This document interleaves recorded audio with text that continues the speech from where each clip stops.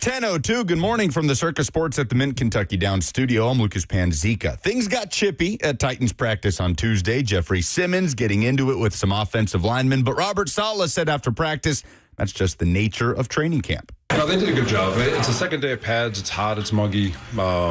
You're expecting it, especially with the way the O-line and D-line get after it. And so it's just a reminder that we got work to do. It's okay. I got brothers. We fight all the time. But at the end of the day, we're still take care of one another, make sure we're getting the work on that we need to get. No media availability today at Titans training camp. Fall camp is getting underway today for both Tennessee and Vanderbilt, both hitting the practice field for the first time. In NFL news, Falcons edge rusher Jalen Walker suffered a torn ACL, according to Ian Rappaport, likely ending the 2026 season for the former first-rounder out of Georgia. Nashville Soccer Club is in action tonight, starting Leagues Cup play at Geodis Park, hosting Mexican side Club Leon. Kickoff happens at 7:30. You can watch on Apple TV. For all your foundation repairs and waterproofing needs, visit USSTN.com. Breaking news at once on your home for the Titans and Vols. This is 104.5 The Zone.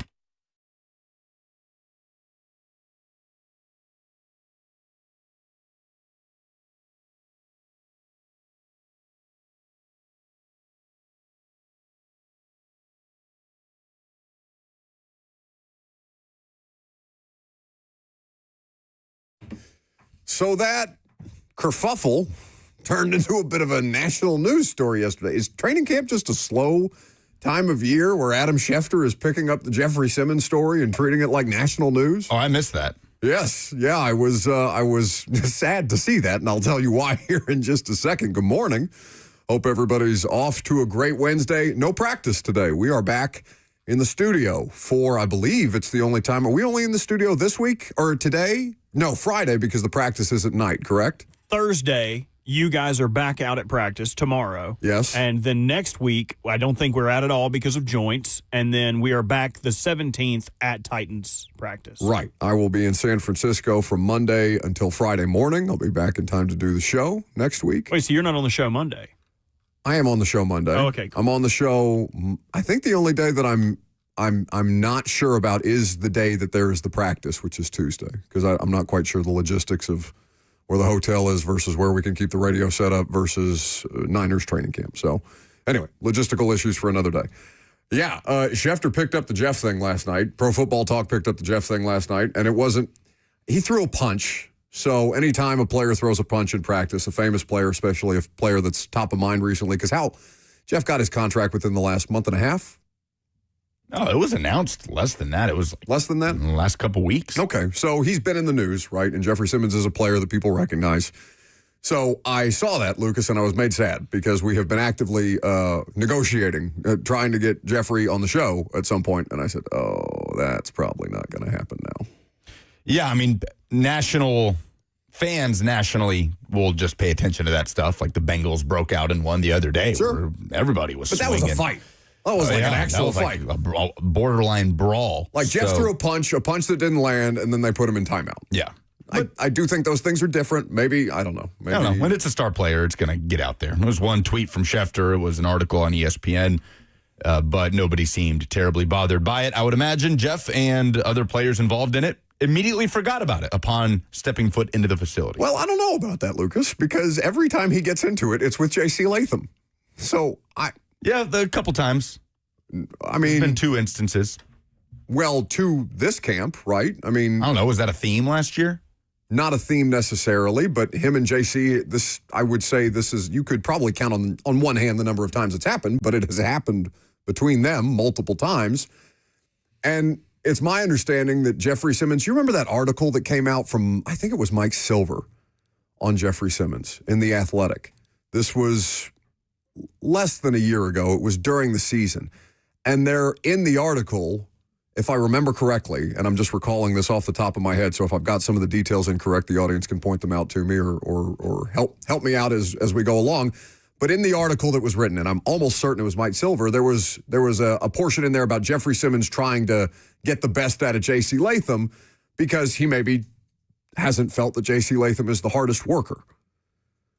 And I don't know how that dynamic is going to play out. I don't know if there's resentments there. I guess it only matters for as long as they have to go up against one another in camp practices because once the season gets here, it's not quite as intense as training camp is. But it's just something interesting. And whether JC is receptive to that, because what did we notice about JC Latham's part in the fight yesterday? He wasn't in the play. He came off the bench to push Jeff, which I thought was in poor taste. And Jeff is the one who got the attention for throwing the punch. JC, I think, is the one who's largely at fault here, if you want to parse those kind of things. So I'm curious about that relationship and if it's going to end up being a productive one as far as getting the best out of JC Latham in the way that Jeffrey Simmons is trying to do that. I guess so. I imagine it's not even I don't think it's on anybody's mind in that building today. So I don't know that it it necessarily needs to be on our minds. Well, it is because I talked to people about it yesterday. I mean, I'm like, what's the deal? Why is it constantly Jeff and JC? Like, that is something that I was curious about. Like Saleh? No, I wasn't in the Saleh press conference yesterday, but I talked to a number of different people about it yesterday throughout the course of the day and just trying to understand, is there something with Jeff and JC? And then I was reminded of the article where Jeff essentially is calling JC out in practice on a regular basis and whether or not that's something that JC is receptive of. I'm not saying that JC is a lazy player. I'm not saying that Jeffrey is going about it the right way. I'm just curious about the dynamic between the two of them, and I think it's something that is worth paying attention to. It doesn't have to be something that we turn into a national news segment. I don't know. I'm kind of brushing it off. I hear you. 615-737-1045. People in the chat asking if there is practice today. There is no practice today. For what it's worth, they may have something going on. Maybe it's a lift, maybe it's meetings and things like that. But on the field for training camp practice, they are not practicing, which is why we are in studio today. We have a bunch of different things throughout the course of our last time in studio that we haven't talked about, much less Jadeveon Clowney re-signing with the Houston Texans. Lucas went to New York to see BTS. Robert, I haven't gotten a full Holiday World report. We have a lot of different news items that have just been waiting in the wind. I know people are very anxious to get caught up on all these things. Where would you like to start? I think I'd like to start with Holiday World. The place of my youth. It was exceptional. I don't know what I was expecting going into it, but when you hear Holiday Park or Holiday World flatly, I don't think like Disney level of park attraction. But the immersion was nice. I'm not familiar with the immersion. I remember the Voyage. Is the Voyage still there? Voyage is still there, still scary. Okay. There's no way I was doing that drop. The Legend is there. The Raven is there. The Raven is the worst one because it's like one of those rickety, Lucas, I don't know. Are you a roller coaster guy? Yeah, I enjoy a roller coaster. I thought Holiday World was just a water park. Is it also? No, that is Splashing Safari. Holiday World and Splashing Safari. Okay. Holiday World is an entity in and of itself. Lacks culture and class. I do enjoy, not a water park guy. I do enjoy a roller coaster. What? How?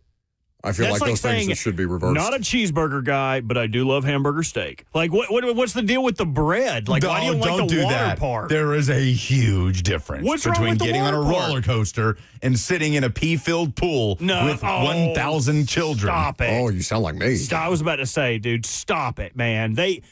Well, okay, the story. But even I'll do a lazy river. Like, I love that. If I just want to, get a cocktail, pop a gummy, float around, like, I love that. I guess the only water park experience I've had as an adult, Robert, was when you and I went a couple years ago to Nashville Shores. Yeah, totally different. You went?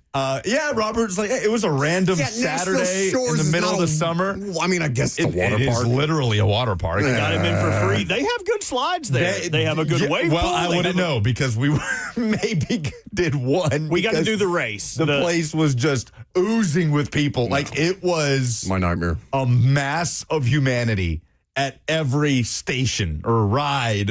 The wave pool's fun. I'll give you that. Okay, well, if you like wave pools, you would like Holiday World and Splashing Safari because two separate wave pools. When we got there, I told Cheyenne, I'll do the roller coaster thing. I'm scared of them. I'm scared of heights. Fat guys aren't supposed to move that fast, that high in the air. I don't want to do it. I'll hold your bags. I'm not upset about it. I'm not mad. Just leave me out here to be the bag baron. So you won't get on at all? No. I rode Good Gravy, which was still a little too much for me. That's like one of those ones that goes in about like 100-foot track, right? You find it like a... You back up to about 60 foot in the air. What are these things called that churches used to do? Where it's like a summer fair type of thing. A bazaar? No, it's. I don't know if it's just like an Evansville Catholic thing where the church would put on like some kind of summer festival, but that's not the right word. It was a real coaster. Going to drive me crazy. And that's the only one I'm going to ride. There, Cheyenne has a picture of me that is face scrunching, white knuckling the bar. But anyway, I digress. Got done with Holiday World. That was fine. It was cool. It was immersive. Every holiday has its own section. Halloween, July 4th, Christmas, Thanksgiving. Good food there, too. I was pleasantly surprised about that. Free soft drinks, free sunscreen. I probably had 400 different iterations of Pepsi Zero, Diet Mountain Dew, Gatorade on those days. Anyway, I get to go to the water park. Excited for it. I see the wave pool. I said, if you need something, this is where I'll be. Until I see a small child who looks like his diet that day consisted of Cheeto Puffs and hand sanitizer. It's like eating sunscreen.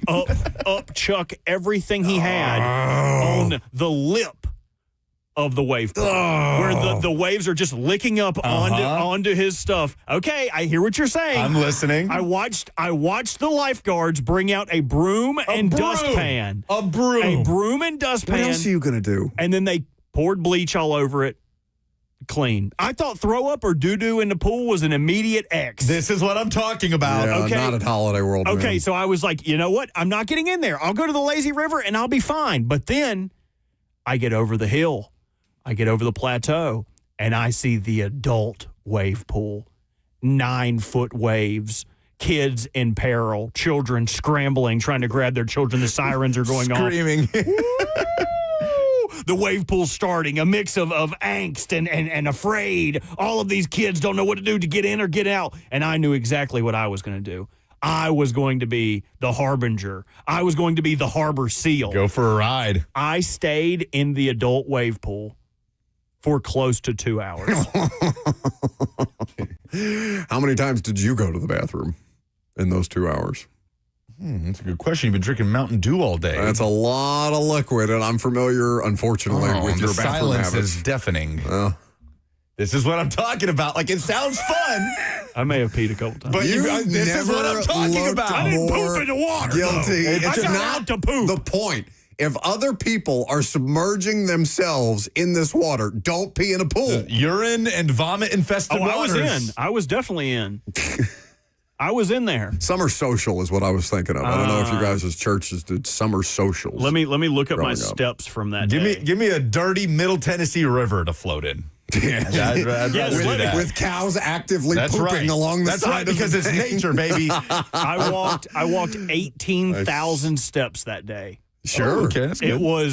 We were there from 10 a.m. to 10:15 p.m. Did you stay at Lake Rudolph in one of the cabins? We stayed in Owensboro, Kentucky, What? adjacent to an Academy Sports. That's nowhere close. And I told Lucas about this. Do you know what Owensboro, Kentucky is famous for? Yeah, Moonlight Barbecue. My family's from there. One of them. Mashed potato pizza.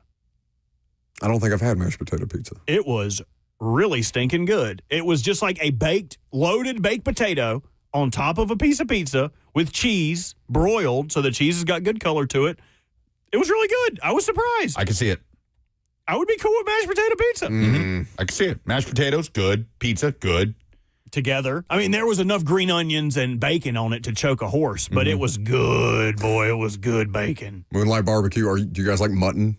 Oh, yeah. I've never had mutton. Love mutton, but only from Moonlight Barbecue. Nothing like mutton. Yeah, that is indeed the truth. You want to talk to us about your BTS experience? Oh, you guys don't want to hear about that. Oh, come on. Regale us with light up the sky like dynamite. Listen, I had a similar experience last night with this DJ guy who was the opener. I thought it was just Joe.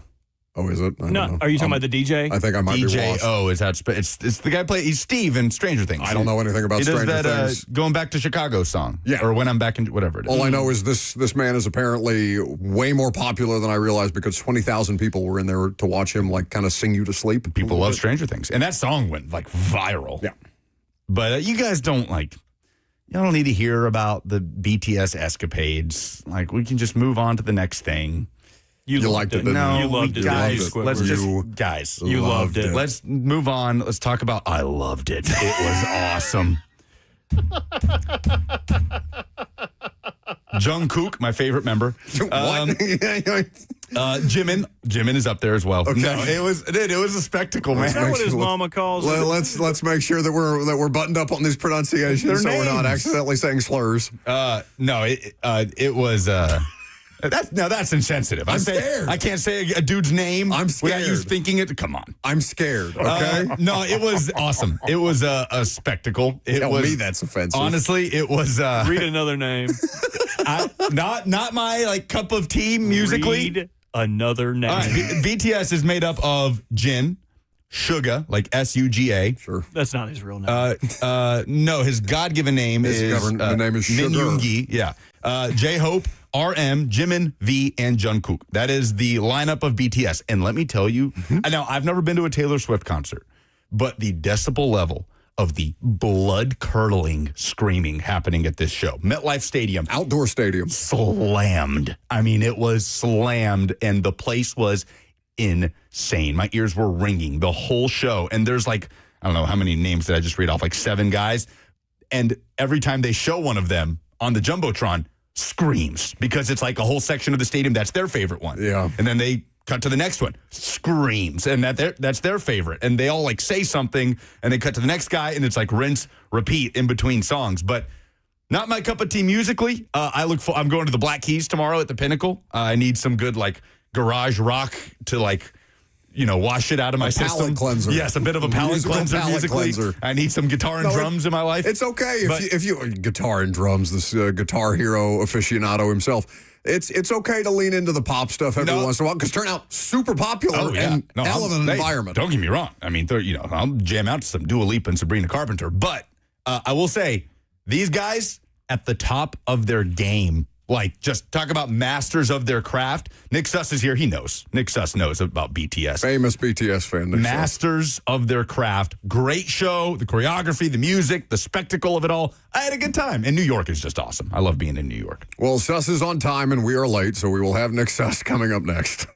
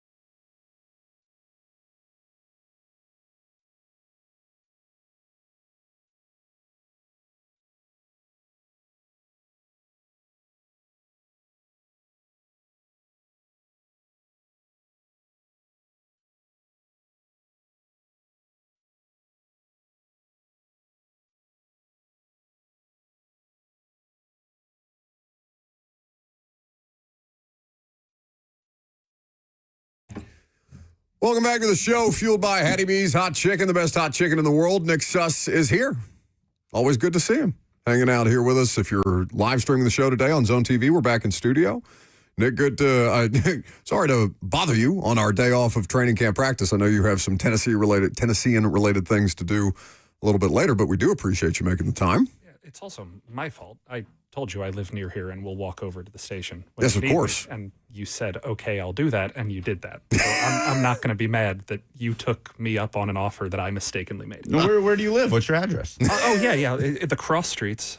If you see me downtown, you'll know where I live. You won't find him at Tin Roof, in all likelihood. Nick Suss of the Tennessean. Of course, you can read his work at Tennessean.com. So we've got a day off of training camp. I'm sure they're lifting and having meetings and things like that today before they get ready to ship out next week for the first preseason game. Nick, this really, we've had a few breaks so far in training camp, but we've seen enough of a sample size. We now have 2 days of padded practice to where we can actually start to talk about things as a whole. Yeah. So I guess just generally, what has your experience been taking in Titans practice and talking to who we've gotten to talk to these last 2 days? I mean, to say the broad thing that I think we've all noticed, the talent on the defense, they spent the money wisely, seemingly. Like, there is depth there. There's actual talent there. When you're looking at, we can't say who's on the second team, but when you're looking at the inferred second team, and you've got guys, I don't know, Femi Oladejo and Keldrick Falk and Anthony Hill, who are working into the starting rotation, who these were top 50, or I guess Femi was the 60th pick or whatever, but fringe top 50 draft picks. No, Femi was second rounder, right? Second rounder, mid to late second rounder, 54th, somewhere around there. But you've got guys who were picked to be starters, picked to be major competition pieces, and they are now the depth pieces behind established NFL starters. That's different than what this team's experienced since really the injury era of the Vrabel period here. It's probably been 5-6 years before you've seen too deep on the defense that you feel pretty confident about, and that's startlingly obvious early. Well, and God knows they're looking, right? Especially in the secondary. Safety and corner has been probably the position. I don't know if you've started to track these things, as I know you sometimes do, but they feel like they've churned there more than anywhere else. Oh, sure, they have. And I keep telling people, I'm not nervous about the Titans' secondary depth relative to what secondary depth looks like in the NFL. Sure. Like, if people keep looking at you and saying, oh, your number 5 corner is Micah Robinson.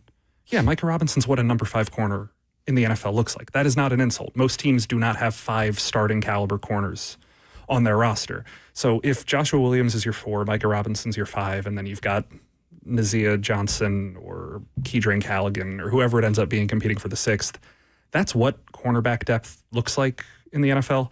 The concern would be, is Marcus Harris really a true starting nickel? And I don't think anybody has seen proof of that yet, not in like a it's not going to happen way, but just in a none of us have seen it happen way. Right. So if he's the guy the coaches think he is, you just got to hold on. And that's true everywhere in the NFL. Nobody feels good if their number 1 corner gets hurt. So if your big concern about the Titans is, oh, well, they're screwed if the number 1 corner gets hurt, that's true of 28 teams in the NFL. So if that's like the big fear about the defense, honestly feel better about the defense. Where do you think they are the deepest right now on paper? Receiver, probably. There's an argument for defensive line, but just on paper, if, again, I don't know if you guys have a ban of using the word Xavier Restrepo in this room, but like if he's your 8th option at receiver. It's training camp. It's allowed. There were points last year where he was your number 3 or 4 option, and now he's your 8, and no NFL team's going to carry 8 wide receivers. There is a lot of depth there. I still see Bryce Oliver had a hell of a day yesterday at camp. KJ Osborne had an incredible mini camp. He hasn't really translated it quite yet to my eye during training camp, but that's a guy who over the course of 3 years in Minnesota had like 1,600 yards and almost 20 touchdowns or something. That's a bona fide NFL receiver who's competing for a number 6 spot. Alec Iomanner's looked really good this camp. I'm sure you guys have talked about that. Chim DK kind of started catching up yesterday and having a pretty good day. That depth is such a difference than, like, I go back to my first year on the beat, that 22 Eagles game. Yeah, where Traylon gets hurt and your number 1 receiver was CJ Board. Like, whoa. Like, there is a There is a stark difference. Was that Marcus Johnson and who was the punt returner, number 80? That was CJ Board and NWI and Cody, is that a Cody Hollister year? Cody Hollister might have been there. Yeah. But like if you're comparing, Yeah, it's bad either way. Bad all around. Maybe a Chester Rogers in there Chester somewhere? Rogers is who I'm thinking of. Yes. and so you compare that to like Carnell Tate and Calvin Ridley and Wan'Dale Robinson all would have been the number 1 receiver on the Titans last year. Alec Iomanner and Jim Dike were the Titans' number 1 and number 2 receivers last year. Now they're rotational pieces. I think that is depth at a position that they've been starving for depth at, and also at a position that's premium. Like for so long, the Titans, even in their best years, their depth and their strong points were at the non-premium positions. Great running game, great interior offensive line, great defensive tackles, like safeties, always great safeties, always great punters. Never the premium positions, quarterback, receiver, offensive tackle, defensive end, and cornerback, at least not in last 10 years or so. So having depth at a premium position is huge. So as far as Iomanner goes, he and Calvin Ridley are very different receivers, but Robert brought this up while we were at training camp. I guess that would have been Monday. The idea of, okay, could Alec be the one who is primarily cutting into Calvin's snaps, and how much more of a role player can Calvin become at, he'll be, I want to say 32 years old at some point this season. Late this season, I think. Maybe 31. I would don't have thought want 31. 31. Yeah. No, he'll turn 32 in December. Okay, he will turn 32 in December. So the bulk of the season will pass. Either way, he's a 30-plus-year-old wide receiver, and he's coming off a number of injuries.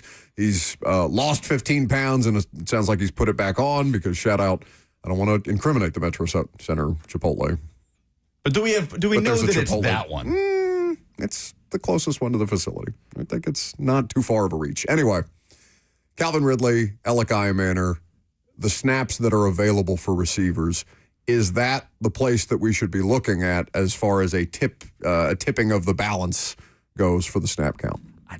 It's hard to say yes to that because of how little actual cross-training we're seeing from the receivers right now. Right. Almost everybody seems to be playing one position. There are some players that have an exception here. Like I talked to KJ Osborne at length last week, and he is cross-training. He's also like a 7-year NFL vet who is competing for a roster spot, so he has to be doing that. Alec Iomanner, who knows his role, the Dable offense and this entire philosophy is not really going to be like, oh, you know your role, learn an extra thing. So if he's the guy that feels the most like he's Carnell Tate's spell guy, I don't know. It kind of feels like he's going to be Carnell Tate's spell guy. You can have 2 of those receivers on the field. I will admit I am very dyslexic when it comes to the X, Y, and Z positions. I'm not going to say which ones they are because I always forget which ones they are. But whichever position it is that they follow, they are the players that kind of project the most similarly at that position to my eye. And I don't know, you can have 2 of those on the field, but then you're kind of losing the position that Ridley plays and how much design has to be affected by doing that. I don't know. They're athletes. They can make it work. I'm sure Carnell Tate is smart enough and poised enough to bump over if he needs to with his talents, but it's going to be tough. And also the part we're not talking about is Ridley right now looks pretty good. Like, Iomanner has been productive, but Ridley looks pretty solid to my eye. And if he's healthy, I would rather have him out there. He's more going to be the explosive game breaker type player, and that's a good thing to have. Yeah, because he looks fine in training camp every year, Nick, right? Sure. And that's one of those things, I think we were talking about it yesterday, Lucas, where every time you see Calvin on the practice field, that's a professional wide receiver. That's somebody who's had a lot of success in the league. That's somebody who should be a huge impact player. And then you get into that Broncos game and he's dropping critical passes on third down and just, making Cam Ward's father drop his head into his hands in the stands because what happened here? And he gets in these funks. That's not a scientific description or analysis or anything like that, but he just gets in these funks and he seems to struggle to get himself out of it. Yeah, and Calvin's one of the players that I wouldn't want to quantify scientifically. Sure. Like, understanding what makes him good is pretty darn simple. He's so twitchy, he's so quick, he's so explosive. He gets downfield, he gets past people, he gets around people. He has the traits that you'd want physically out of a wide receiver. He's just got to be more consistent, and obviously when you're at this point in his career, consistency is what it is sometimes. So he had some bad games at the start of last year. it was also a system that didn't work for virtually anybody. So I'm not going to blame him. He did start poorly, and I will not excuse that. But I also want to see how he works in a system that he's more familiar with, that he might be better suited for. That Daboll's never really been the guy who favors the 6'5", 240 big body receiver type. He's got guys like Calvin Ridley who've succeeded. Which we can talk about later, but that makes me question just the helm hype in this Brian Daboll offense. But again, we have plenty of time to talk about things like that. Nick Suss of the Tennessean here with us on 104.5 The Zone. Off day for the Titans as far as training camp practice goes. You wrote on the Tennessean, where people can go check it out. They can follow you on Twitter at Nick Suss. One observation for every Titans rookie about a week into training camp. And for Keldrick Falk, who I feel like has gone extremely under-discussed since he was drafted, you had the observation of this is where he needs to be. Could you lay that out a little bit? Yeah. Why is this a good situation for Keldrick Falk? Maybe is there less pressure than there normally would be for a first-round edge rusher to come in and have to be the guy rushing the passer? Yeah, I would argue the pressure is a part of it, but I would also argue just, like, I'm always fascinated by what buy-in means. Of just like, obviously you're going to buy in because you want to be good at football and the coaches are telling you to do something and you want to make the coaches happy. But the turnaround of buy-in of Keldrick Falk from when we were talking to him after the draft to now, of just this dude talking about this is exactly the type of football I didn't know I needed to be playing. That's a really good, quick turnaround on that buy-in. This is a guy that, like, 3 months ago was admitting he'd really never watched the NFL before. Right. And now he is so quickly understanding exactly what the solid defense asks of a player at this position and why he is the guy that should be playing that position.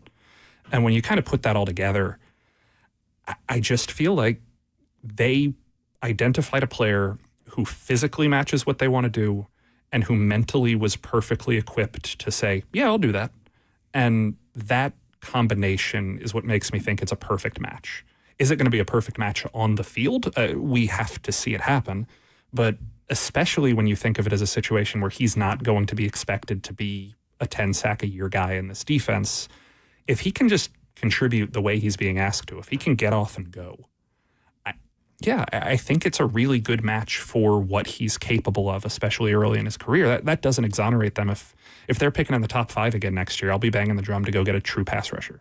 There are some good pass rushers in next year's draft, but if they get better and if this becomes a thing where you re-sign Jermaine Johnson and then you've got Keldrick and Femi and you can go piece it together with some veterans here and there, Jacob Martin type players every year, it's not a strength, but it's certainly not a weakness anymore. And I think Falk's a major contributing factor to that because he fills a role so specifically.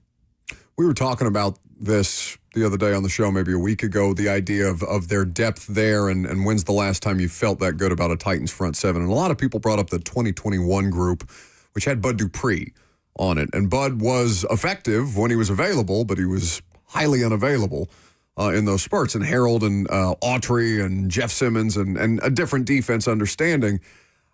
Really, if you're talking about reliability and guys that you could count on a week-in, week-out basis, because Dupree was not one, Nick, I think I'd have to go back to 2019, just rookie year, with the end of Jarrell Casey and the group of defensive guys that they had that made life so hard on Tom Brady and Lamar Jackson, and for a minute there, Patrick Mahomes in the AFC Championship game. Yeah, I mean, if we're about to play the remembering some dudes game, it's 2008, it's 2019, and it's arguably this year. I love that game. We will see if this front can reach the heights of, I can't remember if it was SI or ESPN the magazine. I want to say it was ESPN the magazine, where they put the entire Titans defensive line on the cover of a magazine in 2008. Imagine. Just because they were like, this is the story of the NFL, the Titans defensive line. Hainsworth and Curse. Hainsworth, Curse, Vanden Bosch, and somebody in the comments will remember who the fourth one was, Starks, Odom, somebody like that. But if John Franklin Myers is the only guy who I kind of see moving around the front, to go back to that conversation of who's going to play multiple positions, who's going to be versatile. So there will be some times where he's off the edge, sometimes where he's up the middle, sometimes where he's a rush lineman, rush edge, whatever you need him to be. Other than that, you got depth at guys who fill roles. And would you prefer to have a higher quality bendy edge, yeah, Micah Parsons would make this team better. We know that, but they don't have that, and they filled the role the way they could, and they upgraded in other places. And Tony Brown. Did I say Brown? Did I say Starks? Did I say Odom? I can't You remember said which one I Starks or Odom. With the chat got us with Brown. Brown. Thank you. Thank you, chat. Yeah, it's a thing where I think, so depending on whose contract figures you believe, the Titans have the highest paid, or the second highest paid interior defensive lineman in the NFL, and the second highest paid number 2 interior defensive lineman in the NFL. The strength of the team should be up the middle. That's where the money is. Follow the money. That's where they think this is going to be. If the money was on the edge and the edge wasn't contributing, yeah, that's a problem. But the money's in the middle. You make do on the edge. You make the best of these 4. And I think that the 8-9 guys they're going to have in the rotation are going to be very productive. He's got a staff meeting in 20 minutes, so we're going to let Nick Suss go. Buddy, appreciate your time as always. Look forward to reading what you're working on next in the Tennessean. Favorite BTS member before you go? I really, really like the song. Well, what's that one's called? I have one. What's it called? Because Seven's the one my wife likes. I like that song too. That's a good song. Who? One, it's a good song. Sure. Jimin, I think. But yeah, it's a good song. All right. I like that one. There's some BTS diehards in here. That's Nick Suss hanging out with us. We'll keep the conversation going. We have a SEC observation segment coming up next.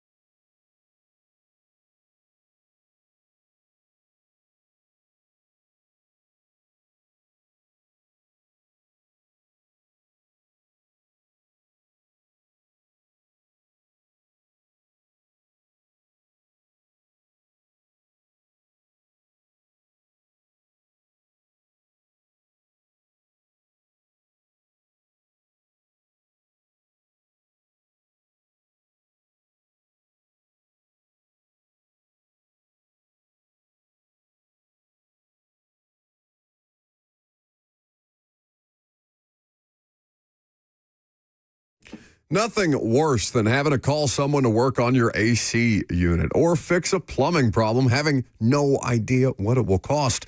Well, you don't have to worry about that with Hiller Plumbing, Heating, Cooling, and Electrical. The price they quote you is the price you will actually pay. They're the most trustworthy plumbing, heating, cooling, and electrical company I've ever dealt with. Their experts are truly that, experts in the field. They are professional, experienced, and trustworthy. When the tech is assigned to you, you'll receive a photo of them and a link to track them in real time so you don't waste your time waiting around for your service appointment. As Hiller says, 100% satisfaction guaranteed of happy you'll be or the service is free. That's the Happy Hiller promise. That's how Happy Hiller gets its name, honestly, as a family-owned and operated business that's been around for over 35 years. So don't live in the heat. Call Happy Hiller and book online today at happyhiller.com.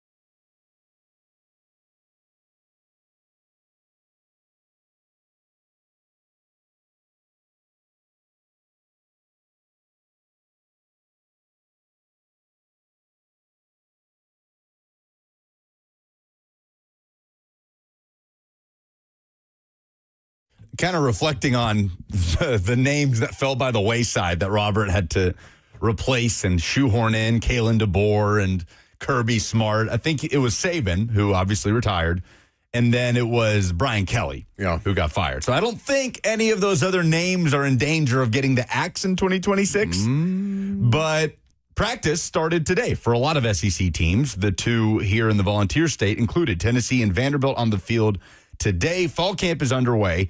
And I continue, before we get into those two specifically, I continue to be fascinated by the amount of legitimate QB competitions across college football, but mainly in the SEC. It feels like they are concentrated in the Southeastern Conference. We've talked a ton about Faison Brandon and George McIntyre. On that note, I kind of have a disclaimer that it feels like Brandon is the guy. Like there's this assumption. It has trended that way, but they still have 4 weeks of fall camp to play. So, how did Sparks phrase it with us a couple of weeks ago? It's the other McIntyre's job to win as opposed to job to lose. Yeah. Like McIntyre's the one that it feels like would have to make a run and overcompensate. But again, like they're not closing the door on him, but it doesn't look like it's going to be him. I don't think it's just done and dusted. Like they haven't. There's a whole month of practice to be played. Brandon is still a true freshman. McIntyre is still a talented player, lest we forget. So we'll see how that trends and what that looks like over the next few weeks. Alabama has a battle going on between Keelan Russell, the second-year freshman, who is a talented dual threat, former five-star, and Austin Mack, who is intimately familiar with this Kalen DeBoer and Ryan Grubb offense after being a part of it at Washington. That feels like it's a really, really tight battle that maybe has some similarities to the McIntyre-Brandon discussion in terms of one younger, higher upside, more athletic, maybe more high-ceiling player, Russell/Brandon, versus the guy that's been there. Now, Austin Mack has been in that system a lot longer than McIntyre has at Tennessee, but you get the point. Arkansas has a QB competition going on with KJ Jackson, who played a little bit last year against a Memphis transfer in A.J. Hill, who was a true freshman last year. Both were pretty highly recruited players. Nobody talking about that battle, obviously, because Arkansas isn't exactly grabbing headlines. Florida has Aaron Philo, the Georgia Tech transfer, that seems like he's going to be the guy. And then there's Vanderbilt. Diego Pavia, gone. Jared Curtis versus Blaise Berlowitz. For now. I don't think he's coming back.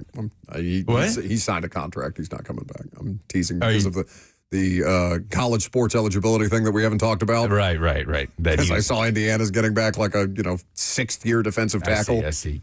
That would be interesting. Come on home, Diego. We'll see, man, if Blaise Berlowitz actually starts the season. Vanderbilt kind of has the luxury to do that. It's not like they jump straight in against power conference opponents. Austin Peay to open the season, Delaware in week 2, and then you get NC State at home in week 3 before going to Auburn for the SEC opener. I remain very skeptical that Jared Curtis isn't going to be the guy from the jump. I think he's simply too talented, but I respect what Clark Lee is doing here in having an open competition, making him earn it, and it doesn't feel like it's a lock. We'll see how that plays out. What I'm honestly more intrigued about with Vanderbilt, because whether Curtis starts week 1 or not, we understand this next phase of Vanderbilt football is about Jared Curtis, the highest profile recruit in the program's history, not even remotely close. I'm intrigued by that pass-catching core because as much as we've talked about the post-Diego Pavia era, we've not talked about the post-Eli Stowers era at Vanderbilt. And they really returned one pass catcher that has made a difference for them in the last couple of years in Junior Sherrill, local guy from Lipscomb Academy, who's been a good player for them the last couple of years, but they're breaking in a lot of new names around Sherrill. So it's not only about who ends up starting at quarterback, it's also about who they're going to throw the ball to. And there's a difference between these two where Tennessee, I think, has a high enough talent profile where they will have the luxury to lean on their offensive line and run game and what should be a much improved defense under Jim Knowles. While Vanderbilt, while certainly they have a talent profile that's higher than what we've been accustomed to in Vanderbilt's history, I wonder if Vanderbilt is going to have to lean on the upside and talent of Curtis, a true freshman, more than maybe Tennessee will if Brandon is indeed the guy, if that makes sense. But both are on the practice field today, and we'll see how those narratives play out over the next couple of weeks. So as far as the rest of this goes, Lucas, you gave us the preseason coaches poll. What was that, yesterday? Yep, Tennessee 18. 9 SEC teams made this initial top 25, which again, initial top 25s are about as good as I would say paper that they're printed on, but we're not exactly printing these things off. So it's a fun little the website that they're written on. A little preseason talking point. It's fine. Of the programs that you just went through, and there's a number of them with decisions at the most important position to make, who is the most interesting? If I asked you to remove the Tennessee, fan part and just looked at this thing objectively, who's the most interesting quarterback decision in the SEC? No, Bama. I mean, it's Bama is the most interesting. You can lump Tennessee and Vanderbilt in there, like writ large. It's Keelan Russell versus Austin Mack with the pressure, the expectations on Kalen DeBoer to lift the standard in terms of all of these things that Alabama just hammered its identity on in run game and physicality and offensive line and effort, discipline, all these things that they fell short of, especially early in the year last year. The discussion is around the quarterback situation in that battle, but we've talked about the pressure on Kalen DeBoer this year. The Alabama quarterback competition is one of the, if not the biggest storyline in the SEC going into this year in terms of the unknowns. Because it factors, we're not talking about Tennessee as a college football playoff contender this year. And we are looking, or at least Alabama fans are looking at that team and saying, this is a college football playoff contender. Figure out who the best quarterback to get us to that point and help us advance, win a couple of playoff games. I don't know if they're capable of winning a title this year. Obviously, we'll let the season play out before we make any kind of determination that way. Bama came in at 11 on the coaches poll. But we do have to get to Josh Heupel. Sure. His comments yesterday, opening fall camp with a press conference where obviously he addressed the Arion Carter situation. To remind folks, he's suspended for the first 2 games of the year. It stems from an NCAA suspension that happened or for something that happened during the draft process. Carter declared for the draft. An agent paid for a flight for him to visit an NFL team's facility. He then withdrew from the draft because he realized he wasn't going to be healthy, and he reimbursed said agent. NCAA still handed down a 3-game suspension that Tennessee appealed to get down to 2. As it stands, he'll miss the Furman and Georgia Tech game. This is an important player. This is a leader, a centerpiece at linebacker for Tennessee's defense, and this was Heupel talking about it yesterday.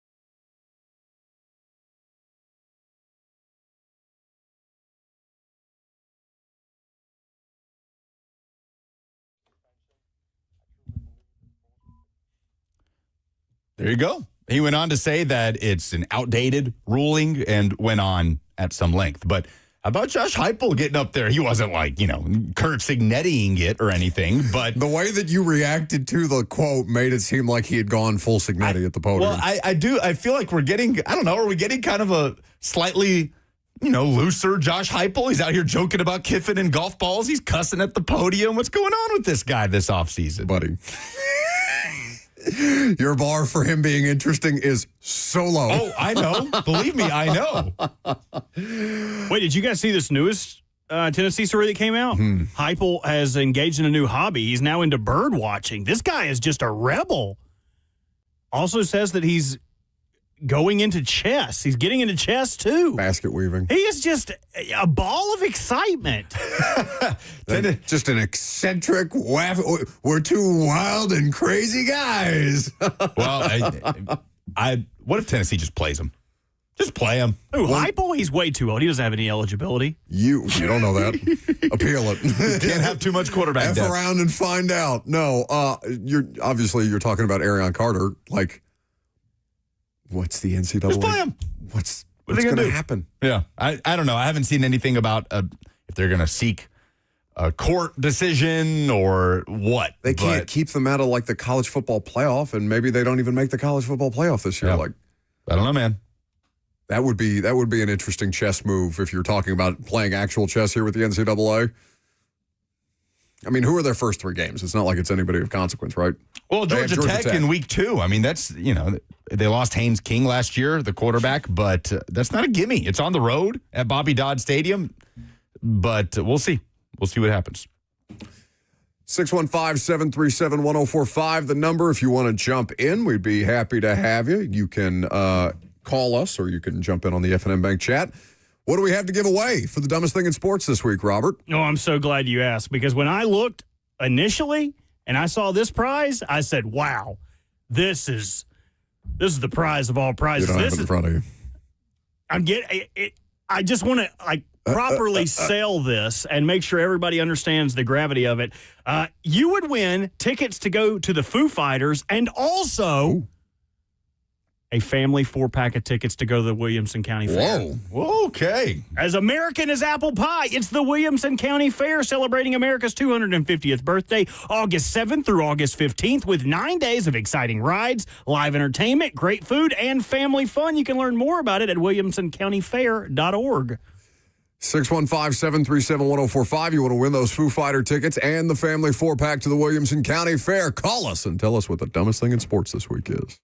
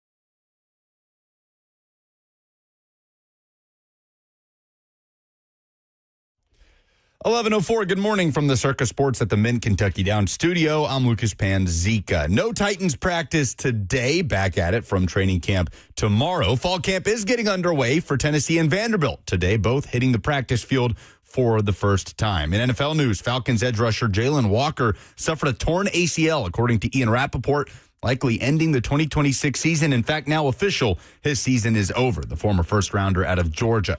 Nashville SC is in action tonight, beginning Leagues Cup play at Geodis Park, hosting Mexican side Club Leon. Kickoff happens at 7:30. You can watch it on Apple TV. For all your foundation repairs and waterproofing needs, visit USSTN.com. Breaking news at once on your home for the Titans and Vols. This is 104.5 The Zone.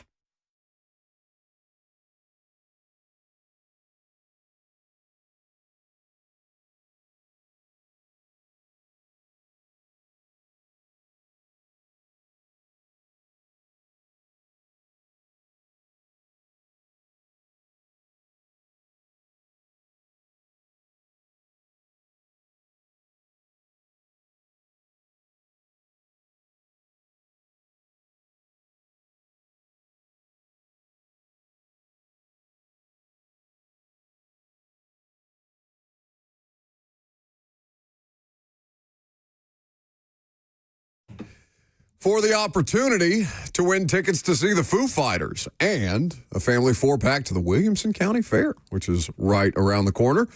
615-737-1045, the number. Tell us the dumbest thing in sports this week. I'm between two, so I'm going to let you guys pick which one you want me to go with. I've got the WNBA or On3 Sports.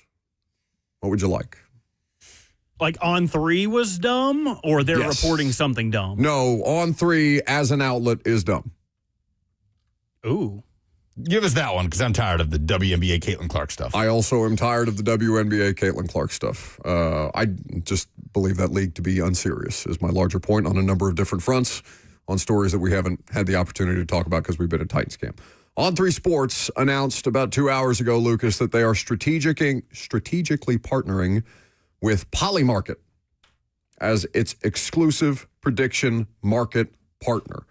I believe that to be a complete and total grift. I believe that is a thing that is going to be taken advantage of. On3 is not the only one to do it, right? I didn't like Giannis partnering with Kalshi, affecting the odds on where he might land. Did you see there's a speechwriter in the U.S. government that got popped for betting on the length of Trump speeches as somebody who is writing Trump speeches? It is as corrupt a thing or susceptible to corruption as you could possibly have. And On3 traffics in the world of collegiate athletics. I want this stuff as far away from college sports as humanly possible. I believe these kind of deals should not be allowed. I understand that we are in the business of doing partnership deals, and we do have partners we do have partners as a radio show. Polymarket, and for what it's worth, Polymarket has not approached us with any kind of an offer, and I'm sure the money's great, which is why an outlet like On3 is doing this. I just think that there are so many red flags around Polymarket, Kalshi, all these different things that are not regulated, and I want anything that is unregulated further and further away from college sports as they can be. Speaking of college sports, Boston College basketball is my dumbest thing in sports. Specifically, new Boston College head coach Luke Murray, who for the last 5 or so years has been an assistant on Dan Hurley's staff at UConn. He takes over Boston College. He let go of the entire previous coaching staff, which, is what happens. It's the nature of the business. But it's the dumbest thing in sports because they also fired the longtime men's basketball radio broadcasters because Luke Murray apparently wanted nothing that had any didn't want anything that had any ties to the previous administration. So they let go of the longtime basketball play-by-play and color guys that had been there over the span of 13 seasons across 3 different head coaches and 5 athletic directors. And maybe the worst part is how this happened. Like, I get it. It's a media thing. It's media guys losing their jobs. A lot of people lost their jobs in this deal. That's the business of college sports. It's stupid. This is crazy. The head coach coming in saying, yeah, coaching staff gone. No, play-by-play gone. Color gone. Simply because they had ties to the previous administration? Paranoia among coaches, paranoia among people in sports who get to impact other people's jobs. It's real. Now, this is an extreme example for sure. So extreme. Yeah. And not only that, but they just learned it like a few days ago. So the guys here are Kevin Collins and Josh Maurer. So Collins is the one that spoke to Awful Announcing in this article, and he said that both broadcasters tried to reach out, tried to establish a connection with Luke Murray after he was hired. They were held at arm's length. On and on and on it went, but they were assured that their job was secure for the upcoming season. And then they get blindsided in August that they're not going to be brought back, that the new head coach didn't want anyone in the travel party, this is from Awful Announcing, who had been a part of what was described as the program's losing mentality under the previous staff. It's insanity. The previous staff didn't hire the broadcasters. The broadcasters have nothing to do with the product on the basketball court. Correct. I mean, this is absurd. It is unserious and an absolute joke that two dudes are losing their jobs and livelihoods for this reason. It's the dumbest thing in sports this week. Easily the dumbest since, do you guys remember, I think it was like 2017 when they were tearing down all the Confederate statues in the South? And Virginia's play-by-play announcer was removed because his name was Robert Lee. He wasn't like UVA's guy, but he was calling like the William and Mary ESPN game. guy. He was an ESPN guy that got put on a UVA game The other by the name of Robert Lee. The other critical part of information around this is the man is of Asian descent. Yeah, he's an Asian American that happened to have that name. Like, that's the type of stupidity we're talking about. I mean, I shouldn't laugh. That's an awful thing that happened to that man. But I hate it for those guys because, like, you pour into it. What, 17 years? Is that what you 13. said it was? 13 Yeah. years? Like, now what do? You go call, like, high school games? Like, no offense to that, but you're trying to, like, fill your pockets now with weeks to go where this has been your job. And just the way it was handled, too, just pathetic. yeah, I would assume they have some kind of 401k situation. I don't know the details around their employment, but I assume if they're that long time of employees that they at least have some level of safety net there, but they've been done wrong. And shame on, it's Boston College? Yeah. Shame on Boston College administration for greenlighting that. Like, how spineless are you? Boston College basketball, right? What has Boston College basketball been of consequence in our lifetimes? And we're holding the broadcasters accountable, too, for the losing on the... Get out of here. What a joke. They'll expect some of us in the wreckage, brother. So stupid. I'm going to combine my Friday Fire and Dumbest all into one. My Friday Fire, one of our listeners, Carl, hooked me up with some Raven stuff. And not just like a shirt here, a hoodie there. He hooked me up with a big old box full. It's a huge box. A huge box of Raven stuff. So big thanks to Carl. I appreciate that. You made my birthday even better. My dumbest thing in sports. I'm sure everyone and their mother has seen that Fergie has been dethroned as the worst national anthem of all time. I was hoping we'd get to this. I still haven't heard it. I've been waiting to hear it live. Okay, well, we can play the initial singing of it. My dumbest thing in sports, TMZ obtained a video of her before the game going through sound check, and she being Martha Reeves, is offended by her backup singers. This warbling woman is mad because her backup singers are singing, quote, the same note as them. Listen in.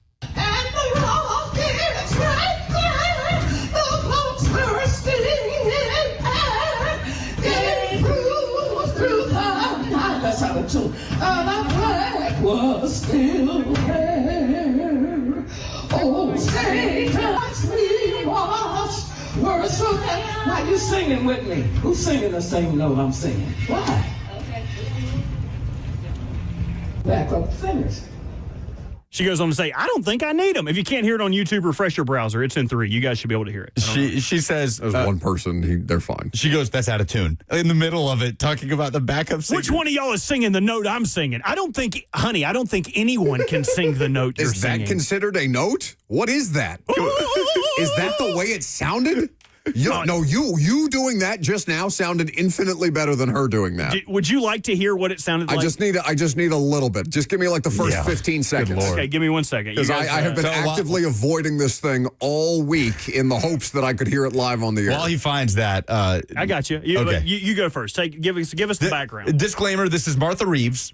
She was the lead singer of a very popular Motown group called Martha and the Vandellas that had multiple top 100 hits, right? Heat Wave, Nowhere to Run. I didn't know this, that they wrote Dancing in the Street. That's their song that Van Halen and Mick Jagger and David Bowie covered later on. Yeah, that's her song. But she's 85 now, and this is what she sounds like.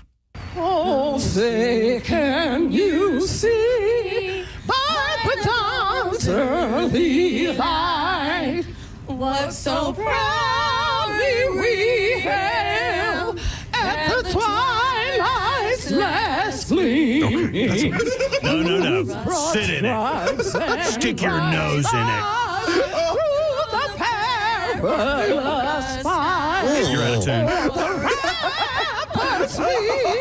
Big finish. We're so gallantly streaming. And the rocket's red glare bursting in air gave proof through the night. Oh, and I don't feel bad laughing because of the way she was treating those backup singers. That's awful. They sound a million times better than she does. What you can't see because we're playing the audio is that she distances herself. She, being Martha, distances herself from the background singers while they're performing because she's thinking that they're coming over on her microphone. She's worried that they I wish they did. That they are engulfing her. I feel so I think they bad were trying for them. to help her. And when she says in the video, I don't think I need them.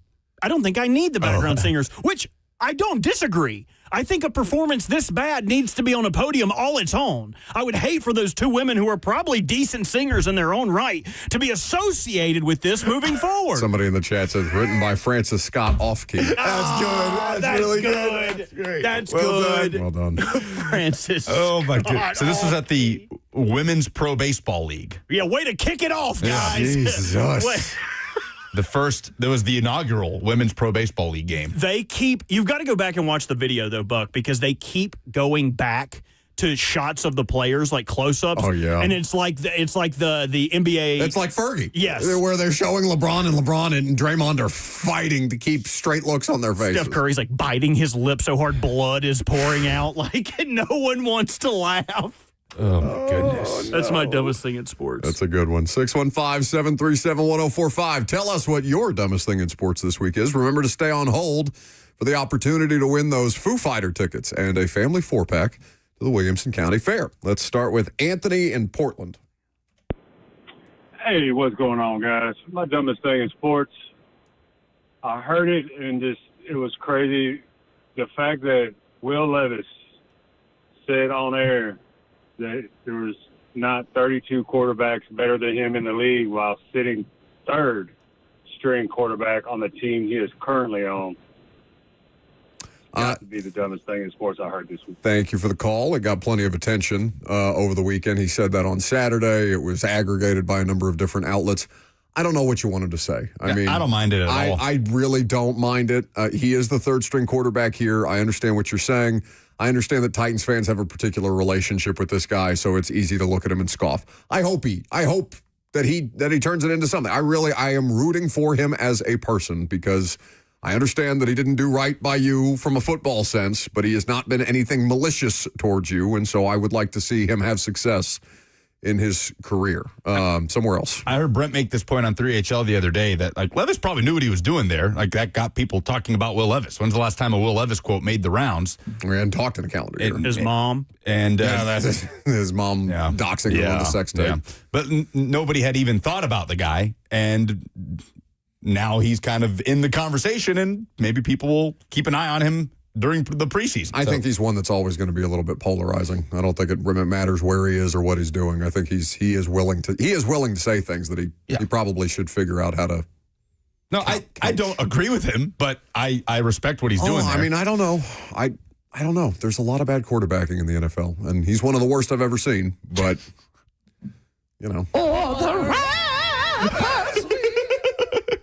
honestly, I would take that up there. This is not a serious opinion. I would rather watch that 2024 season over than relive 2025. At least he was entertaining. Like the Cam stuff at the end was just god awful. I think I'd rather watch my cat suffer a terrible parachute accident than listen to that again. Yeah. Yeah. Tim is in Murfreesboro. Good morning, guys. My dumbest thing in sports is Stephen A. Smith criticizing and cutting down all them NBA players when they sat out for the season during COVID season. And now, after him watching Dr. Fauci take the stand and plead the fifth to all them questions, now he's going back and sending out apologies to Kyrie and other players. I just think it's funny right there. It's my dumbest thing in sports. Thank you for the call. I did not see Steven. I know he did that with Kyrie. I don't know how many, like if he's issuing public apologies left and right to other players who had situations during the COVID thing. And full disclosure, I didn't watch the Fauci thing. Like if I wanted to see, somebody cop out of a bunch of answers, and it's not even like a political discussion. I'm not interested in seeing a panel who is interested in tearing down a human being personally and a person who is not willing to answer questions of which he has already been pardoned on account of. I'm good on the entire experience. So I don't know if that makes me ignorant or not, but whatever. Les is in Nashville. Hey, did you hear that? No, you were talking to me, Les. You got to tell them again. Okay. Yeah, I heard the dumbest thing in baseball was that national anthem you just played, but I think they're going to have to reinvent the movie where he says there's no crying in baseball, because if you hear that national anthem, you will. Thank you. It's pretty bad. Thank you, Les. Less is more. Appreciate you, Les. Should we do the dumbest thing in baseball as people that don't regularly watch baseball?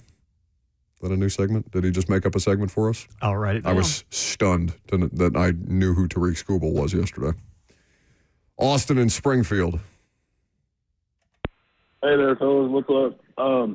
My dumbest thing in sports has got to be the Pete Crow Armstrong comment. How could somebody just like Babe Ruth never exist? That's beyond fathomable to me. And Okay, wait. None of us know what you're talking about. Can you explain? Yes, sir. So I heard Pete Crow on a podcast or something. It's in my ear on Spotify. I don't really know what it is. I do electrical work, and I just hear Pete Crow Armstrong making comments that Babe Ruth may have never actually existed. Oh. Conspiracies that Babe Ruth literally didn't exist. Who is Pete Crow Armstrong? Apparently he plays for the Cubs. Okay. Chicago Cubs star shared the wild take on Kristen Cavallari's podcast. Okay, local story. He thinks it's possible that Babe Ruth just didn't exist. Oh, my God. There's literally... Is he a moron? This is like the people that don't think the moon landing happened. Yeah, I was literally about to say flat Earth. Why are we platforming stupid people? I mean, I guess if we were to stop platforming stupid people, we'd get taken off the air. There you go. That's a good submission. That's a really good submission. Thank you, Austin in Springfield. All right, he's the leader in the clubhouse. I'm looking for a quote. Quote, this is going to be crazy. Now, hear me out. Guys, I'm really onto something here. Quote, this is going to be crazy. Babe Ruth never existed is one that I like. I heard some pitcher with the Mariners, Taylor Saucedo. I think he did some podcast on Zoom where he was like going down the rabbit hole about how Babe Ruth never existed. And I was like, dude, that's awesome. Okay. Maybe we just start ignoring these people. I think we need to start scamming these people and selling them oceanfront Making property money in off of them, Kansas. yeah. Yeah. I mean, I don't know. When did conspiracy theories jump the shark? Because now it just feels like people are throwing out whatever. They're just saying nonsensical things and categorizing it as a conspiracy theory. When did that jump the shark? Somewhere along the Alex Jones route, probably. Infowars.com. Let me tell you, I watch baseball, and I know that Babe Ruth never actually existed. His name was Rabe Booth. And they've totally washed history of everything where they go to talk about that. And he turned the frogs gay. Infowars.com. Yeah, that's right. Okay, that's the winner, right? That's Austin and Springfield. Yeah. Well done by Austin. 615-737-1045, the number if you want to jump in. Let's do some NFL headlines coming up next.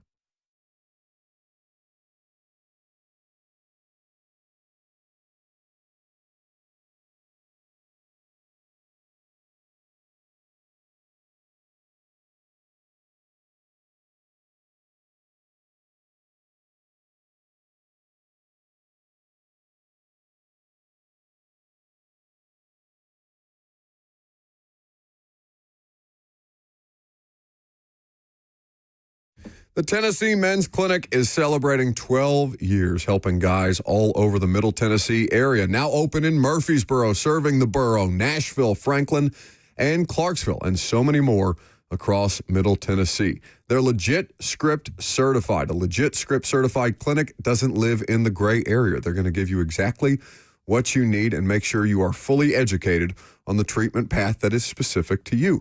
They've got almost 20 years treating men in Tennessee with real history, getting better every year, never considered an add-on. They are urologist-led, which means a urologist will oversee every protocol and your care the entire way through. If you want the best, you need to go to the Tennessee Men's Clinic. Pills don't work for everyone, and even when they do, a lot of guys deal with headaches, flushed face, a number of different side effects that people don't enjoy. If the pills haven't worked or never really did, that's exactly who the Tennessee Men's Clinic is here to help.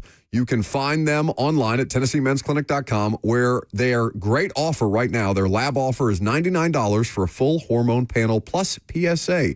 You'll get your exact number in about an hour. So again, 615-208-9090. That's 615-208-9090, or visit online at TennesseeMen'sClinic.com.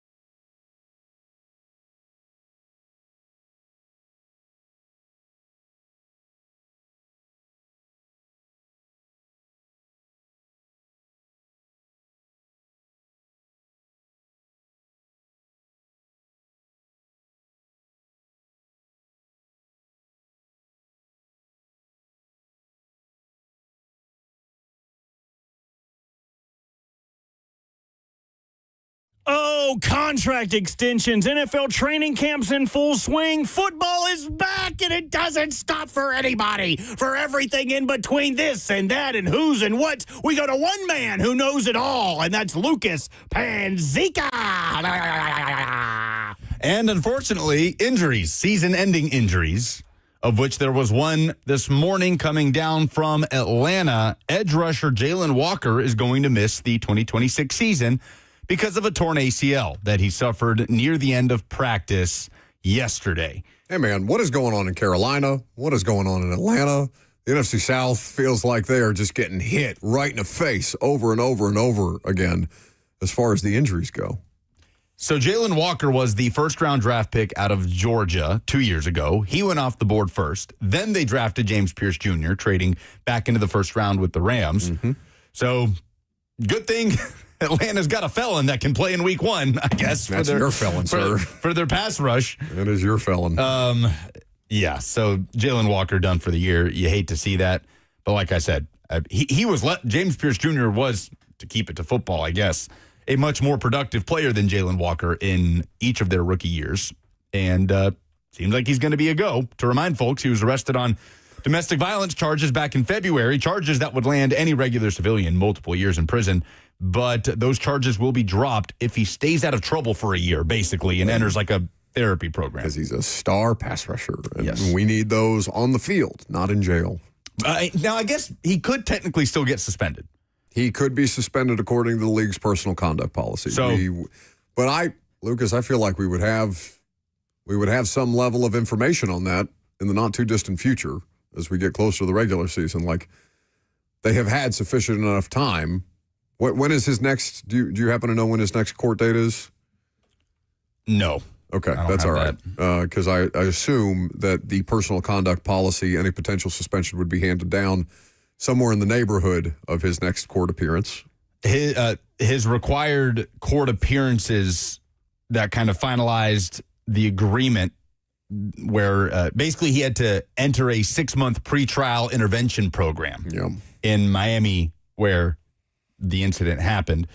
And so that's it. Like, it was pretty much finalized in May. No court dates are pending for Pierce. Robert, who was the number one defense in terms of sacks last year? Can you tell me? I want to say the Broncos. You are correct. Yeah, you know who number Broncos. 2 was? The Texans? The Falcons. Falcons. I'm telling you, I would not have guessed that if you gave me 10 tries. But Atlanta's pass rush is legit. They have, is Atlanta the kind of team that we would consider legitimately a quarterback away? They've got a pass rush. They've got their offensive line paid. I'm sure we're going to touch on Bijan Robinson's contract here in the not-too-distant future. Kyle Pitts is under contract. You have Drake London there. They have their wide receiver room is not super deep, so you could say, all right, if you wanted to poke holes in the Falcons roster, you may start there. But that should be a good football team. That should be a football team that's capable of winning that division, except they've got Tua and Penix, who's still not full go yet. Yeah, Rap Sheet said yesterday, actually, that the way it's currently tracking, Tua likely is the week 1 starter, with Penix still getting back to full health. They signed Cooper Rush a couple of weeks ago for some insurance. Ravens legend. God, don't get me started on that goober. There was like a moment there where he was like the best backup in the league. For the With Cowboys. Dallas. Yeah, He went like 6-1 or 5-1, something like that over the stretch. Where did he go to college again? Cooper Rush, was it like North Dakota State or Central Michigan? Central Michigan. The Chippewas. So, long story short, the Falcons had a superpower. It's their pass rush. We'll see what becomes of James Pierce at this point. We'll see if he's available for the start of the season, but their pass rush, which is their superpower, already has a pretty substantial knock. Now, he was kind of a project player coming out of Georgia, right? And Jalen Walker? Yeah. Not quite to the extent of Trayvon Walker. He was not like the pure pass rusher that James Pierce Jr. was coming out. Right. So he is somebody that they saw a high ceiling for, maybe not necessarily the production there in college. Looks like he might end up being a competent, reasonably high-level NFL football player, but obviously he will lose this season, so that's unfortunate for him. Hate to see that.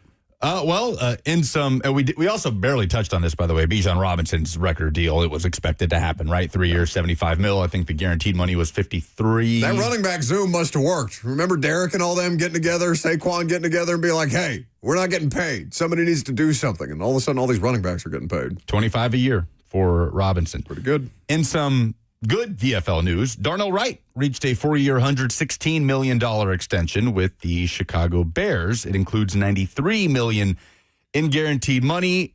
He is the highest paid right tackle in NFL history. And it's interesting, in the Heupel era now, that is 2 offensive linemen that upon inking their deal have been the highest paid player at their respective position. And Trey Smith, I don't think he technically still is the highest paid guard, but Darnell Wright, the former top 10 pick out of Tennessee, is the highest paid right tackle in league history. $93 million guaranteed. That is a ton of money. Good on Darnell Wright. Bears offensive line's an interesting unit, right? Because the Dahlman kid retired after a year, their starting center. That was a huge part of the jump for Caleb Williams, Lucas, right? We talked about him going from, I believe it was like 68 sacks in his rookie year to 24 because of improvements that he made to his own game, but also because they invested seriously in the offensive line unit in front of him. Darnell Wright is not a question. The rest of that unit is going to be interesting to see whether it can hold the fort. We've got football tomorrow. We do. The Hall of Fame game between the Panthers and the Cardinals. And you're taking off for it. You're taking a vacation day for the Hall of Fame game. It's unbelievable. We did hear word today. Actually, I have this in for the 11:45 if we could leave some meat on the bones here. But we did get word that the number 3 overall pick, Jeremiah Love, will not be playing in this game. Oh, you're right. I'm sorry. You did put it in the grid. So we'll talk about the Hall of Fame game. But we do know the starters. Yes. We got to wait to find out. Wait to find out. We got football. Come on. So we'll keep it going with a couple quick headlines left. Micah Parsons. Until the second series, and you're like, oh, it doesn't matter. Are we sure this is still football? I know you don't. Don't care. The rest of us are going to be like, ugh. Micah Parsons says he believes it is realistic that he will face the Cowboys in Week 6. Tore his ACL, and it was a meniscus injury, too, in Week 15. He said, quote, I wouldn't say it's not possible, but at the same time, in these next 10 weeks, 10, 12 weeks from now, we've got to do our part to make it possible. It is not off the board, but we've got to put the work in. This is another one. This is...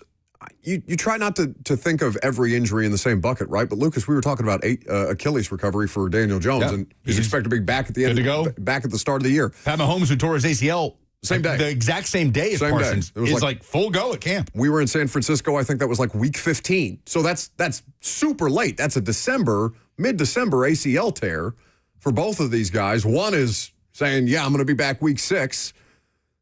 And quarterback, defensive lineman, I'm sure there are some obvious differences that somebody with more medical expertise could explain to me why it is easier for the quarterback to come back as opposed to the defensive end. Green Bay needs him. What's their first 6 games like?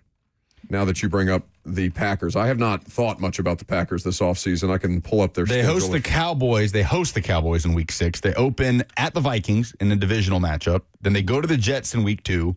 They host the Falcons, go to the Bucks, host the Bears, then host the Cowboys. Theoretically, you that's a pretty manageable part of your schedule, right? Who's the scariest team on that schedule, right? It's the Cowboys. Yeah, those first 6 games, it's for sure the Cowboys. So, Green Bay, Green Bay should be, I think, pretty comfortably above 500 by the time they get to Dallas in Week 6, as Lucas said. That's a primetime game, Sunday Night Football. Last one here, and not going to play the audio because it's a little bit lengthy, but Albert Breer went on the Dan Patrick Show the other day and said he believes Aaron Donald is coming back and that he's going to play the entire season in 2026. There was news from Front Office Sports today that Donald is also eyeing a future in media while he weighs a potential return to the Rams, that he is in the process of developing a docuseries and has signed with a management team to grow his business, brand partnerships, and overall profile in the media and entertainment industries. What's the appetite for an Aaron Donald docuseries? What's the appetite for it? Yeah, is Aaron Donald a compelling enough figure? He is one of the most singular football players we've ever seen, right? He's excellent. Yeah, he's one of the greatest at his position in the history of the game. I don't know how. He's a couple years removed from the public consciousness. I'm not saying people have forgotten about Aaron Donald or whatever, but If he comes I'd be back, curious- especially, Yeah, if he comes back, that would be worth doing the docuseries on, right? Especially if they end up winning the Super Bowl. But I'm saying Aaron Donald right now, like football people to a certain extent would be interested. I just don't. I don't think of him as being that popular, right? That he would be mainstream. Let's put him on Netflix. Aaron Donald. he is maybe the greatest player ever at his position that played his entire career for the for the Rams, St. Louis, and then Los Angeles. Yeah, No, absolutely, there would be an appetite. Okay. Absolutely, he's literally an all-time great. Yeah, I just don't think of him being that, like, people dying for more Aaron Donald stuff. People would watch it. Okay. I mean, we get documentaries all over the place. People watch them. They're not even documentaries anymore. You see what Baker said? Baker came out and was talking about the quarterback thing. He's like, yeah, I had final say. Yeah, the veto over all that stuff. Don't call it a documentary. It's not a documentary. It's just entertainment. Propaganda. It's access. Propaganda. You're It's just entertainment. It's not that deep. It's just entertainment. Lucas, it is the kind of thing that you were spitting about with the U.S. men's national team around Gio Reyna. It's propaganda. Yeah, they left it out. I mean, sure, but like to me, if you want to shrug your shoulders at one, don't get all hot and bothered about the other. If you don't think those two things are related, you are dead wrong. It's just not that deep. You know what I mean? Like, we'll let people sit back and enjoy a meaningless docuseries. Or don't, because it's empty calories. 615-737-1045 is the number. Are we getting to the Hall of Fame game? Coming up next.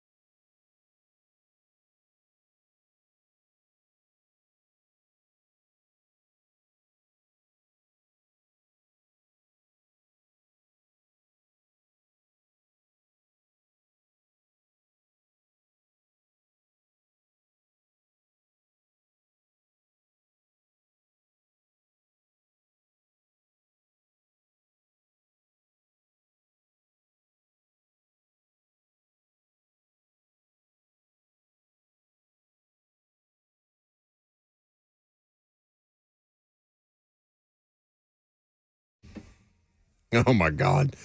Has ESPN picked a terrible, terrible earworm song for the college football season yet? Do we know? It is Shabuzi. Is it any good?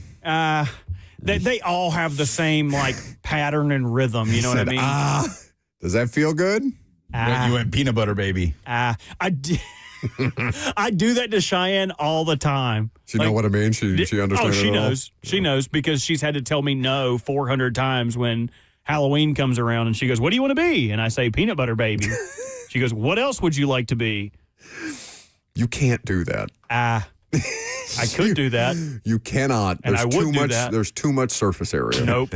Love peanut butter, Cover baby. my entire body. The amount of peanut butter it would require. Oh, it would be so good. It would be so wasteful. The commitment would just be so impressive. Every a big dog hit with dogs. in the city would hunt you A down. pack of dogs. My dad calls that when dogs are just licking you. He calls that larping. He's like, "Quit larping me!" Larping. All them dogs would be larping me up if I was peanut butter baby. You just trick or treating as a full grown adult as peanut butter baby. You can just follow my footsteps of peanut butter as I walk Like through a the neighborhood. swamp monster. That wasn't me. You can't prove it. We need to do that. We need to have a zone promo tech. Just follow Robert around on a Halloween night, just getting people's reactions as they open the door. See 30-something-year-old peanut butter. I don't know if Robert will be totally covered in peanut butter, but I know that he will be at Yazoo Brew in Madison on Friday, September the 4th. You can celebrate the start of the college football season from 10 a.m. to 6 p.m. Robert and Lucas are going to be out there, cover 2, 3HL. While you're there, sign up for a chance to win Tennessee football season tickets and more, plus free kickoff T-shirts, glasses, and other prizes for the first 250 people. For more information about the Zone's college football kickoff Friday, September 4th, visit 1045thezone.com. I have to imagine that Yazoo, they may have a peanut butter stout or something like that, but they don't want a peanut butter Burt. Maybe that's Don't do that. Don't speak for them. you would be a peanut butter stout. You are a peanut butter stout. So the Hall You of Fame proud of game yourself? is tonight. I am. No, it's tomorrow. Just leave those to Bert. It's tomorrow. Leave those little zingers to Bert. When is the Hall of Fame game? Tomorrow. Okay. It is confirmed. Kenny Pickett and Carson Beck is the quarterback matchup. Oh, hey, that's kind of entertaining. Did they never play? They had to have played before, right? Head to head.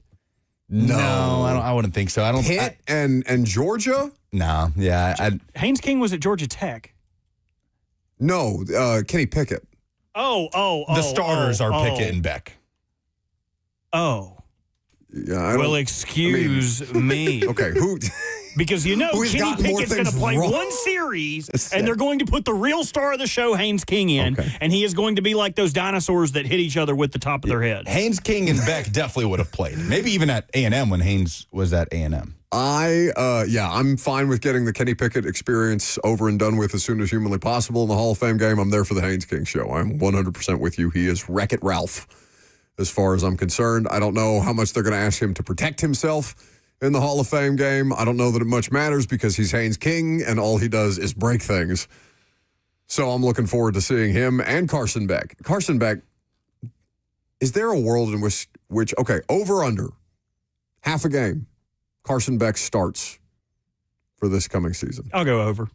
You think Carson Beck starts a game for Jacoby Brissett or Gardner Minshew? I Week think 16, week 17, when both of those guys are, sorry, I didn't mean to cut you off. No. When both of those guys are going to be free agents and they have the bottom 4 pick, I think that they just see what they have. I would go over a half a game start. Yeah. I agree. I think they're just going to be scrambling in 2026 at quarterback.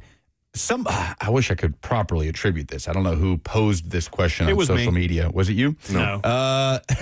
Those dinosaurs are Pachycephalosaurus, by the way. Pachycephalosaurus. Pachycephalosaurus. Patchy. We always called him Patchy when we played Ark. It's like a Pokemon dinosaur game. Anyway. I saw somebody ask, is Carson Beck the first ever quarterback to throw the final pass of the college football season and then the first pass of the following NFL preseason? Did they not throw a single pass at the end of that game? They got picked off. No, but the game wasn't over. That wasn't They got regulation. picked off and they took a knee. Did they? Okay. I probably don't remember. That has to be. Has to be, right? Man, that's a good. It You would say you don't know You who think to A.J. attribute. McCarron could have potentially done that? But I feel like he was kneeling. He wasn't throwing. Yeah. Yeah, McCarron would have been taking the knee. Who was the Notre Dame quarterback the year Manti Te'o got run over by a bus? Oh, what? Run over by a bus? Oh, you mean the By Alabama game? team, yes. Was it Tommy Reese? No. Who Oh, was Earl it? said Everett Was Golson. it Everett Golson yeah. from Florida State, or Yeah. did he transfer to Florida State after Notre Dame? It was one of the Actually, other. I think it was. Oh, this I is want to say. fascinating. I want to say No, it was Golson. It was Golson. Oh, Max Duggan maybe for TCU. maybe, I don't think he went but to he the wouldn't Cowboys. have thrown. He wouldn't have thrown the first pass. Dadgummit, dude. I I know. want to It's- give you an answer. It is the type of thing it's so hard to like try and scrounge up and research yourself. I mean, yeah, in the last, I'm sure at some point in the last 100 years of football, right? We've had 100 years of NFL football at this point. I mean, I don't know that Carson Beck is going to throw the first pass of the NFL preseason. They got to, we'll see if they win the coin toss. But There's still a chance, dude. Don't jinx it. That's awesome. that would be Don't awesome. jinx it. And then for them to both be picks, what I would give. Look up Poly you. Market right now. Look at Poly Market You are right now. no. I just took down Poly Market. We're not endorsing Poly Market. I need some money. What I would give. I need some crab money. Who do you hate more, Will Levis or Carson Beck? I harbor no ill will to either. What? Can I not just sit back and enjoy? Here, you have like Did this. you see the smile on his face when he said, "I hope he throws two Yes, picks out it's of the gate"? comedy. I can see it from the was back of his head. demonic. That you have a mindset of hatred towards everything. Like you either you just have to hate things or Yes. feel nothing about them. Where, Lucas I is can right. enjoy comedy. Like it's just something Bad that is things funny. happening to people at their expense. He's That is fine. You're It's a not preseason. wishing. You're not wishing him well. He's a millionaire. Okay, he's fine. Okay, what about this? What about this? Lucas, who do you think you have yelled, kill him more at? Carson Beck. Carson Beck Oh, which quarterback? Carson Beck. or I don't know because balls didn't get close. They didn't even get close to touching Beck the last time. so it would definitely be Will Levis that played you were Carson Beck. encouraging Vols players 2 to. years of Will Levis. Well, yeah, because Lucas loves Kentucky. Yeah, but Kentucky never really threatened. So I don't know. I don't think I really had that nervous energy. Although that game, that 45-42 game was wild in year one of Heupel in 2021. I'm trying to think the first time I heard you say that. Would it We have were been beyond the edge. Yeah, I was about to say a bar in East, but yes. I think it came out when we were watching the Tennessee UVA game. Yeah, That's it was exactly a what it no-one was. opponent, right? Because they were clearly inferior, and Lucas was getting upset about 70-yard touchdown pass opportunities. It comes out instinctively. It's like you're up 30-5. What do you care? They have a safety and a field It goal. was probably early in the game, and it'll come out. I won't even hear myself say it, but it'll come out whenever. Like if a pass rusher is getting to the vicinity of a Worse, quarterback you sociopath. before he You lets just go of it, black tell out. him. It's not better if you black out and then do it. If you black out and say murder somebody, He's like a shark. His eyes just roll back in his head. He doesn't know what he's chomping. Somebody's going to get it. It's football, man. Violence. violence indeed. All right, we got quarterback tiers. Mike Sando's annual quarterback tiers. Where does Cam Ward rank? We'll tell you coming up next.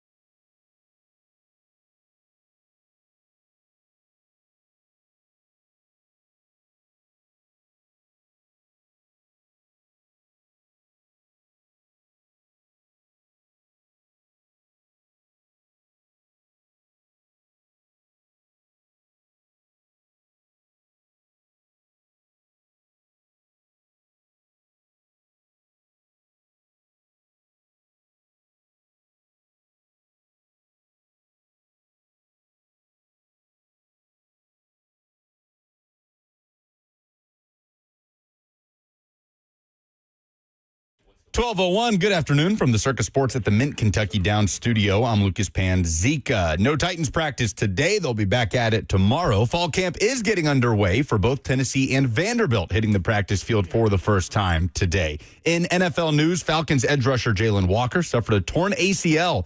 According to Ian Rappaport, his season is over before it begins. The former first-rounder out of Georgia and the Chicago Bears are giving right tackle Darnell Wright, the former number 10 overall pick out of Tennessee, a historic 4-year contract that makes him the highest-paid right tackle in league history. $116 million total, $93 million in guaranteed money. Nashville Soccer Club is in action tonight, starting Leagues Cup play at Geodis Park, hosting Mexican team Club Leon. Kickoff is at 7:30 on Apple TV. For all your foundation repairs and waterproofing needs, visit USSTN.com. Breaking news at once on your home for the Titans and Vols. This is 104.5 The Zone.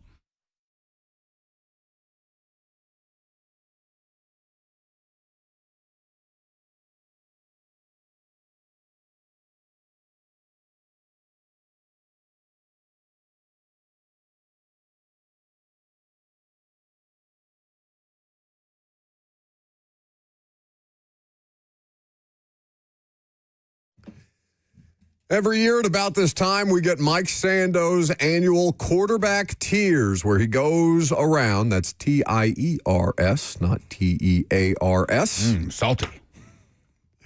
So quarterback tiers, rankings of a sort, where he polls a number of different executive coaches, coordinators, scouts, other people from the football world, and puts together an aggregate of the responses that he gets and categorizes about 35 quarterbacks, where there are 32 NFL teams, of course, but categorizes about 35 quarterbacks a year into 4 tiers.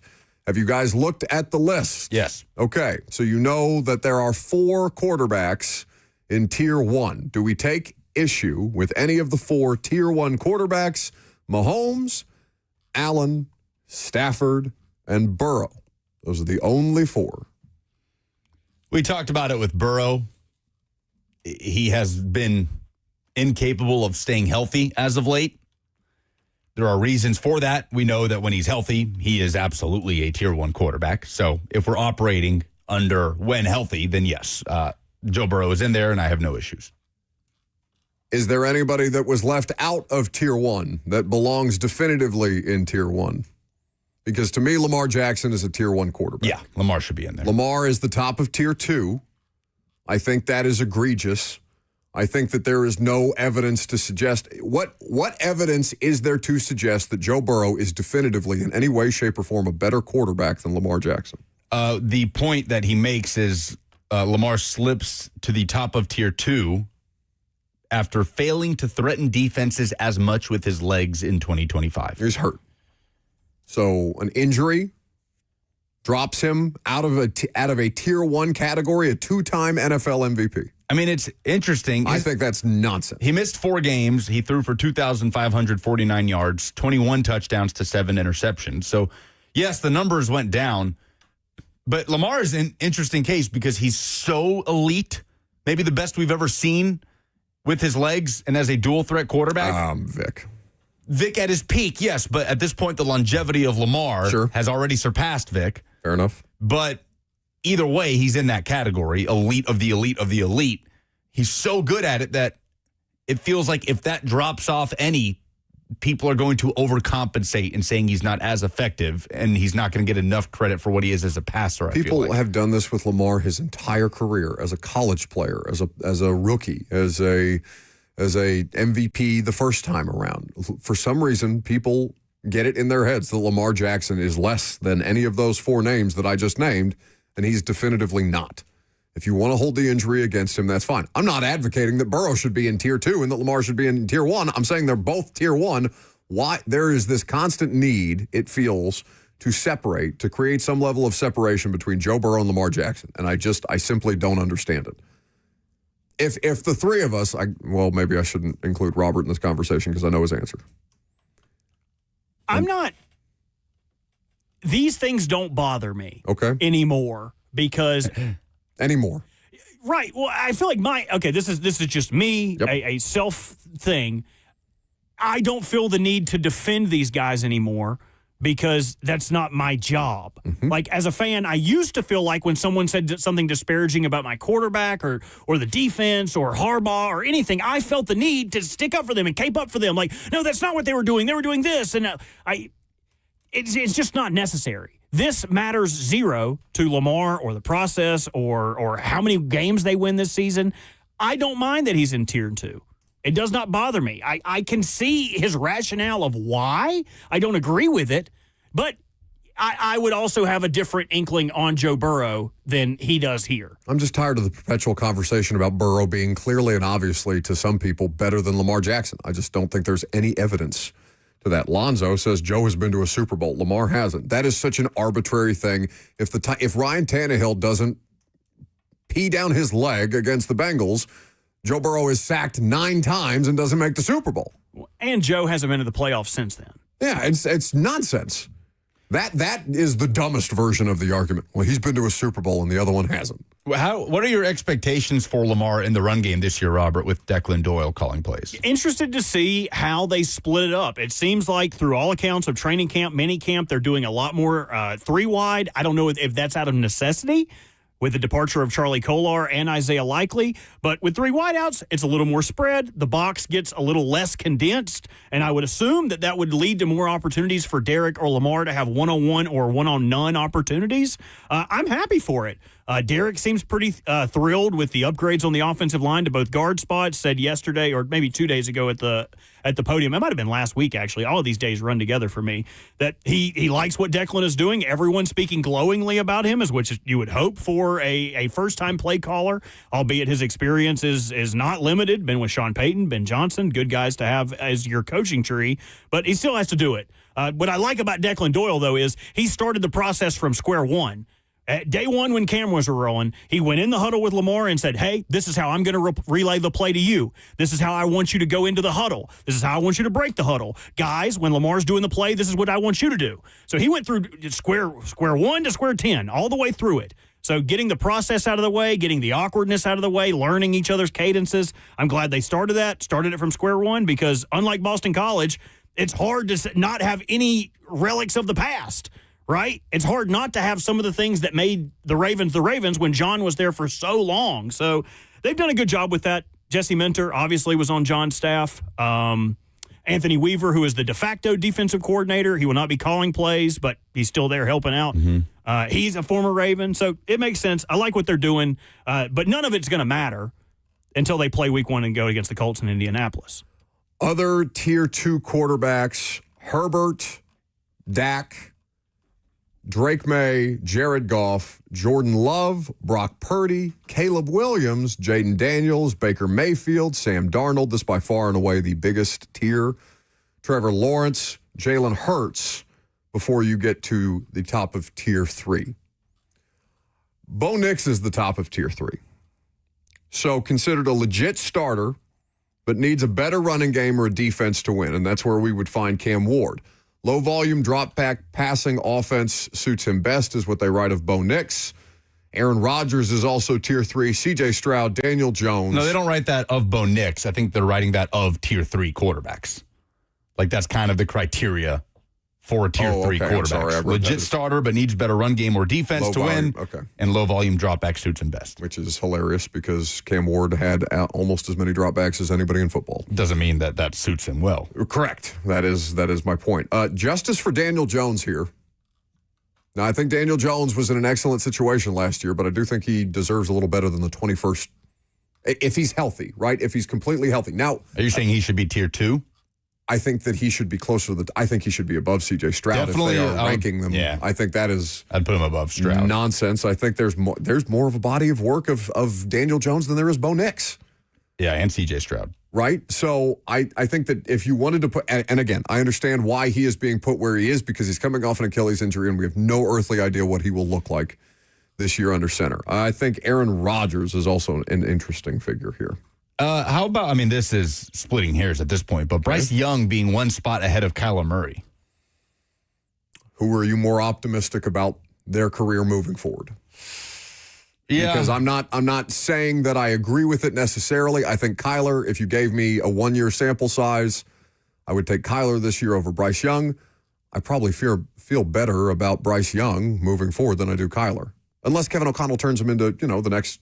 But is Kyler's not a rehabilitation project, right? No, I think he just is who he is. Which is weird because I don't know who Kyler Murray is. I know that he's a wildly inconsistent quarterback that plays out of structure the vast majority of the time. I think this will be the best situation he's ever been in. I know they had a pretty good situation with prime D-Hop when they started 8-0, Cliff Kingsbury drawing up the offense. Fitzgerald at the end. That fell off in a big way that season. I think Kevin O'Connell is a more established coach of the year, a more established head coach and play caller than Cliff Kingsbury with Justin Jefferson around him. We'll see what Kyler can do with all this. This is an interesting quote on Bryce Young. He's a 3, meaning a tier 3, but he's growing on me. And I know that there are some, Robert, I've seen some positive notes and news items, outside of just the rash of injuries that roster continues to experience. People do seem to be optimistic about Bryce Young and Ted McMillan in year 2. Bryce is in such a weird spot. From the outside looking in, it seems like a similar position that the Dolphins were in with Tua in his contract year, where he is infinitely more valuable to the Dolphins than he would be just about anywhere else in the league, right? Because it's a roll of the dice. You don't know which Tua you're going to get. Are you going to get Tua that can go out there and really sling it and puts 80 points or whatever, 70 points on the Broncos, or are you going to get head injury Harry? Like, which one are you going to get? Bryce Young seems like a similar position where the Panthers could inflate his value by having him do a great job, but is his value inflated because of Dave Canales putting him in positions to win? I really struggle to see a place where Bryce Young could go that is not the Panthers that would elevate another team more than Bryce elevates the Panthers, right? And maybe that's recency biased or only seeing Bryce in a Panthers uniform, but is there somewhere else in the NFL that you would go, oh, yep, Bryce Young really sets them over the edge? Like the Pittsburgh Steelers? The Jets? No. Like, there's not really a spot that, like, I go, oh, yep, that's it. That looks good for them. Atlanta. But that would never happen. And then you've got, I guess it's a one-year deal, but him, Tua, and all in one room is just so crazy to me.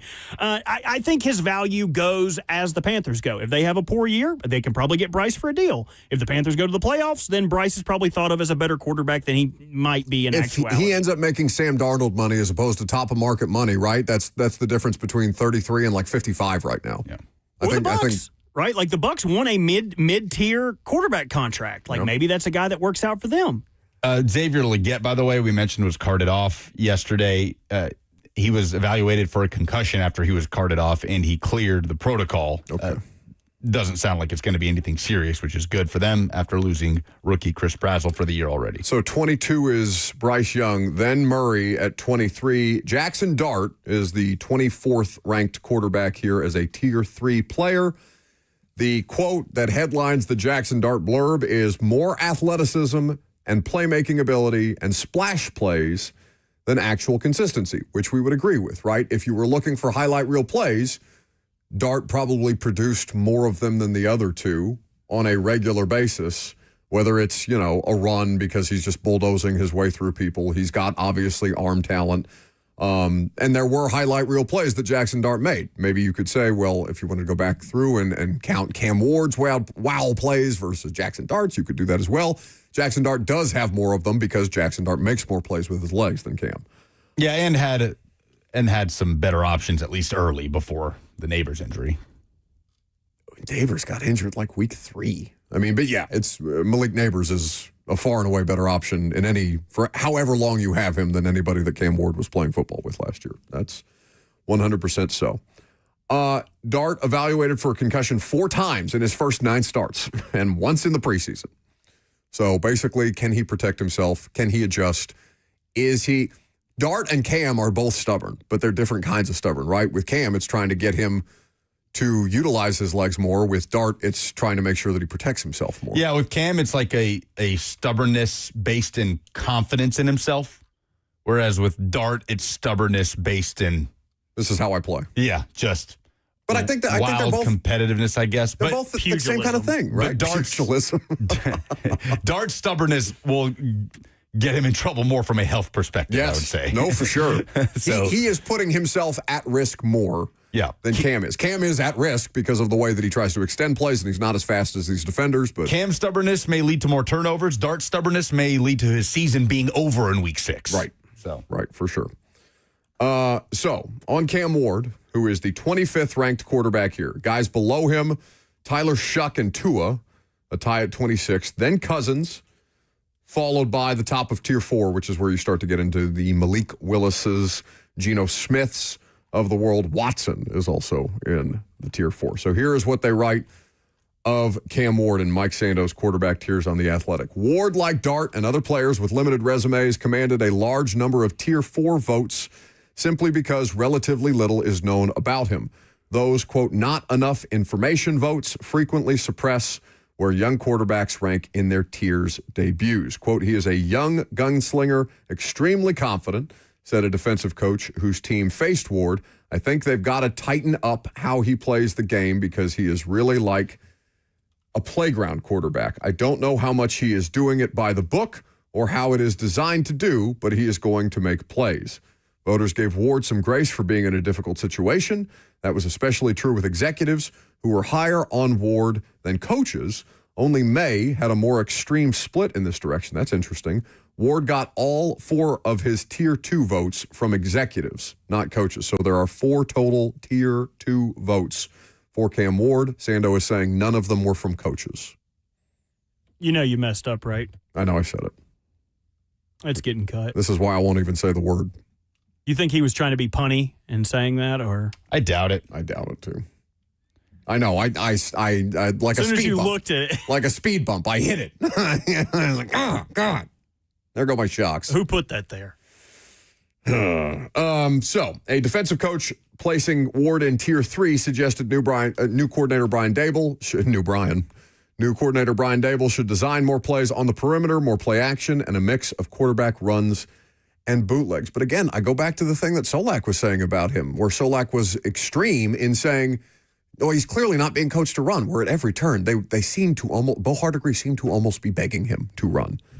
So it is, is he more receptive to Brian Dable than the combination of Bo Hardegree and Brian Callahan? One would assume so, because Brian Dable's not going to mess around. Before we get out of here, who is the worst ranked quarterback? I already had my guess to Lucas, and I was wrong. Shador. Really? Really? I wouldn't have said that. I thought it was going to be Ty Simpson or something. Like Ty Simpson's not on here. There's 35 quarterbacks ranked, and 2 of the Tier 4 quarterbacks are Browns quarterbacks. They have Deshaun Watson and Shador Sanders in the bottom tier. You guessed in my ear, JJ. He is the second lowest ranked. What are their JJ words McCarthy. on Shador? All right. Though Sanders lacks the obvious talent of Chicago's Caleb Williams, one voter saw parallels in that both entered their second seasons with fresh starts under blunt, offensive-minded head coaches. Williams took a big jump in 25 under new Bears coach Ben Johnson. Sanders gets his shot under Monken, although without any guarantees he'll be the starter in Week 1 or any time thereafter. Quote, Todd Monken is a great reset in the same way Ben Johnson was a great reset in Chicago. Shador gets a fresh start with a no-nonsense, offensive-oriented coach who did a really good job with Lamar Jackson. Quote, if Shador has really invested in himself to be a professional quarterback, studying the playbook and knowing his assignments and being able to get the offense in and out of the huddle in an efficient clip, which he could not do last year, then there might be some upside. The next quote. Oh, this is the damning one. He's inaccurate at all 3 levels, said an executive. I can't tell if he's going to get better, but there's a huge gap between him and competent QB play. Here's a defensive coordinator quote. I would sleep like a baby if I got to play him every week. Did you guys see the clip out of Browns practice? Yes. Cut the damn quarterback. And it's the players. You think it was the fans. It is the players saying this. About Shador? Yes. Damn. He threw a ball that got a wide receiver out of Texas A&M, formerly NC State. Concepcion. Yes. He got hurt, slight knee injury. And He was throwing a ball in 1v1 drills, Robert. I'm sure you guys saw this, where it takes so long the pass doesn't look like it can be more than 15 yards, maybe 20.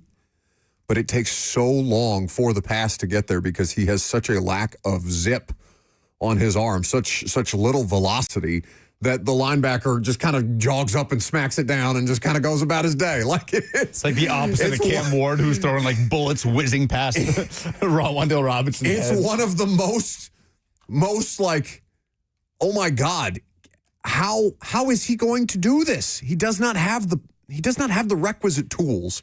And again, how many people were fooled by Shedeur Sanders? Because Dane Brugler is one of the smartest people out here doing it. I don't think Dane had him any lower than the second best quarterback prospect in that draft class. Nobody had him in the 5th round of that draft class. You know, so like, close. Yeah. I don't know what's lack of talent. I don't know if he's in his own head. I know very little about Shedeur Sanders other than what you see on Outkick and stuff like that about, no, this is what we thought it was always going to be, with his dad coaching him up after practice on the sidelines. Like there should be any criticism for Deion Sanders being a good dad. I'd sleep like a baby if I had to play him every week. It's a hilarious quote. So the Browns, Vikings, and Falcons are the only 3 teams that have 2 QBs on this tiers list. It's crazy though, because that Browns Titans game, again, it's a 1-to-1 sample size. It doesn't mean that if you played that game out 10 more times or 9 more times that it would go the exact same way. But Shedeur was good. He's pretty damn good. Now the Titans defense also got awful, but I was so confused. Like that's where I was immediately out on Kevin Stefanski when he started yanking Shedeur in those 2-point conversion situations where the best player on the field for them had been Shedeur. They needed that loss. Yeah, they did. Tighten up. No, that's not the new one, is it? That's the new one, yeah. Tighten up. I sound more robotic in that one than the Here, I'll let you hear it in context. I think they've got to tighten up how he plays the game because he is really like, how do I sound more stiff reading it that way? It's because I knew I didn't want to read it. Tighten up. 615-737-1045, the number. Landon is in Lebanon. Hey, y'all. Hey. I had some questions. Besides Cam Ward, who do y'all think has improved most from last year to this year on the Titans?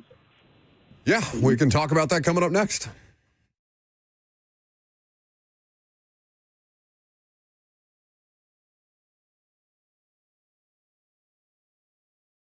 What's happening? What's happening, good people? Let me go on and tell you while you're walking into your weekend what you need to be looking for. That is a truck.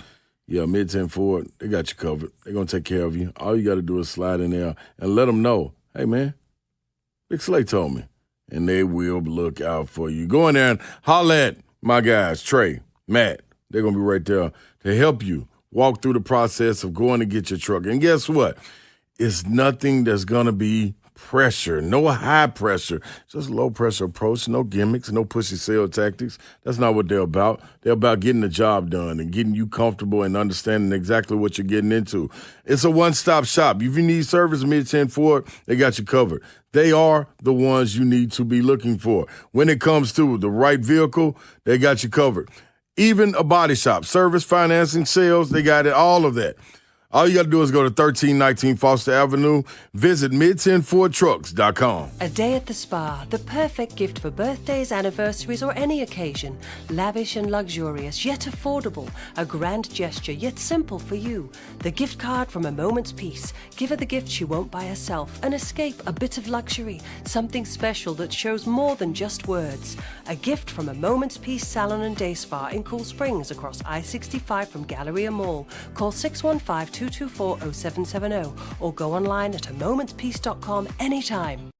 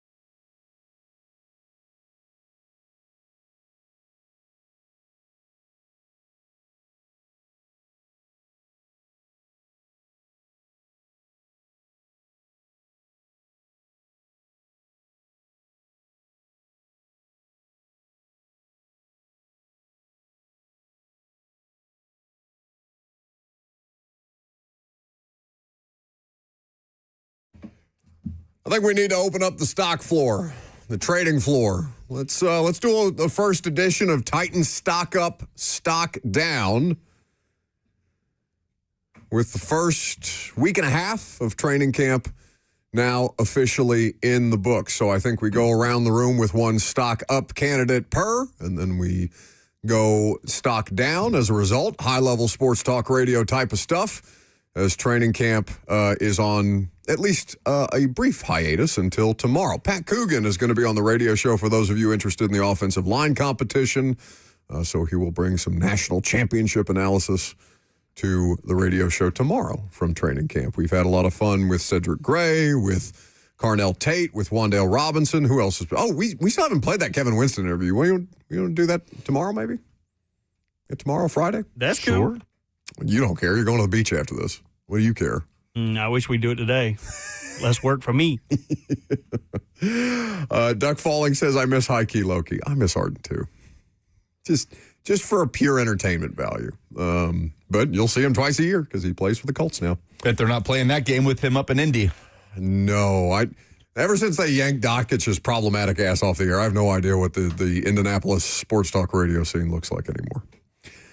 So, Titans stock up candidates. We had a caller call in just before the break and ask what other players beyond Cam Ward had improved from our estimation. And again, I don't know how this is going to translate into the season. All I know is that there is a more refined and, frankly, dangerous version of Alec Iamaner on the field when we have been out at Titans practice these last few months. I don't think he was making quite as many plays in the spring as he has been through the early part of training camp, but he is noticeably bigger. He is noticeably faster. He is finding ways to get behind the defense in ways that you don't normally associate with Alec's skill set. He's not a burner by any stretch of the imagination, but I think if I had to pick one stock-up candidate to start with that wasn't Cam, and I don't necessarily know that I would go stock-up or stock down on Cam, I would probably start with Alec. I was going to start with him if you didn't. Okay. It's a good combination, right, to have a player like Alec who got more run than most fourth-round rookies would at that position and looks to be an improved player, but at the same time, the need for Alec Iamaner to have a high snap count is decreased, which is a good thing, right? More depth, stacking depth on top of that wide receiver room and pushing players like Alec Iamaner down. It'll be up to him to force his way into that starting rotation, but for the Titans, that's a good combination. For you to not need Alec Iamaner as much as you needed him last year, but simultaneously for him to look like an improved player that potentially could dramatically increase the level of depth at that position. So I would have gone with him. I'll go defense and say another guy that's kind of lower on the depth chart, it would seem, but James Williams, man. James Williams Sr. He's just making plays. Like, he pops. We are not educated enough to know what gaps he's supposed to be in, right? And know all of his assignments to properly evaluate a linebacker during team drills at training camp. But we, like any other football fan, can notice when a dude is making plays and flying to the football and dropping back into coverage and snagging one-handed interceptions. And for a player that's in a linebacker room that seems to be headlined by Cedric Gray coming off a really nice year and Anthony Hill, the rookie, James Williams Sr. is just kind of forcing himself into the conversation, I feel like. Early. It's a weekend, but he's flashed. I think Barton, Hill, and Cedric Gray are going to be your starting linebackers. Like, I think that's, pretty, and maybe that's obvious and nothing groundbreaking. But let's say Cody struggles. Is there room for James Williams as one of your best three linebackers on the field, especially in coverage situations? I might be willing to hear the case. I certainly don't think we're there yet. Cody Barton's played a lot more football than James Williams has. That is an advantage for the veteran. To Lucas's point about not knowing like assignments and where guys are supposed to be on the field without actually knowing what the call is, I will say to the blind eye, I've enjoyed James Williams' communication pre-snap. Because if you're going to be that position, it's one thing to be athletic and big and fast. That's one thing in and of itself. But then to have an understanding of the entire defense and be able to help other guys get into position, we 2 years ago, what was the whole talking point of the offense or the defense? the green dot, right? Who's the guy that's going to relay this? We don't have a guy who can do this. Who is it going to be? Gray? Is it going to be James Williams? We don't know. I've enjoyed his communication pre-snap. I think that's a big jump for a player like that. And I agree with Lucas's assessment of him being overwhelming. Fine. He's been fine. He's been fine. I'll go with a rookie. I'll go with Nicholas Singleton. Okay. He has obviously been doing some things in the unseen portions to garner some favor because it seems like he is head and shoulders ahead of Julius Chestnut, Michael Carter, and Khalil Mullings, who have all looked fine. I mean, Mullings and Chestnut really haven't done anything that wowed me or made me take a second glance. I feel like I see Chestnut more on the field than I do Mullings, but I don't have like a percentage. I feel like when they went into red zone, it felt like they used Mullings as a big body more. But and he is full-sized. But Singleton is still getting the nod over guys who have been in the league for much longer than he has. And he's looked okay doing so. He's shown some wiggle, some good contact balance. We've got examples of both of those in the last 2 days of practice when they've been running 11-on-11s. I've been pleasantly surprised about his progress going into his rookie season. It's another Penn State player that probably saw their draft stock fall, like Kevin Winston Jr., who got hurt in his senior season. Well, got hurt at the Senior Bowl. Well, Singleton did. Yes. Yeah. That's what I'm saying. That's back-to-back draft classes now where the Titans have brought in a Penn State player that Nick Singleton, I wouldn't say was like a first-round draft prospect at running back, but he was awesome during Penn State's run to the semifinal. For sure. In that second to last year of the Franklin era. He was fantastic. And then we saw that stock drop off a little bit, similarly to how it did with Winston. But, yeah. We got his touches cut in half as well. Like, he was more of a good part-time backfield. player this It was past a 1-2 year at Penn punch. State. Yeah. Okay, first stock down. I'll stick with a rookie. I'll go Pat Coogan, who's on the radio show tomorrow. I don't think he's been very good. I think the high snaps are a problem.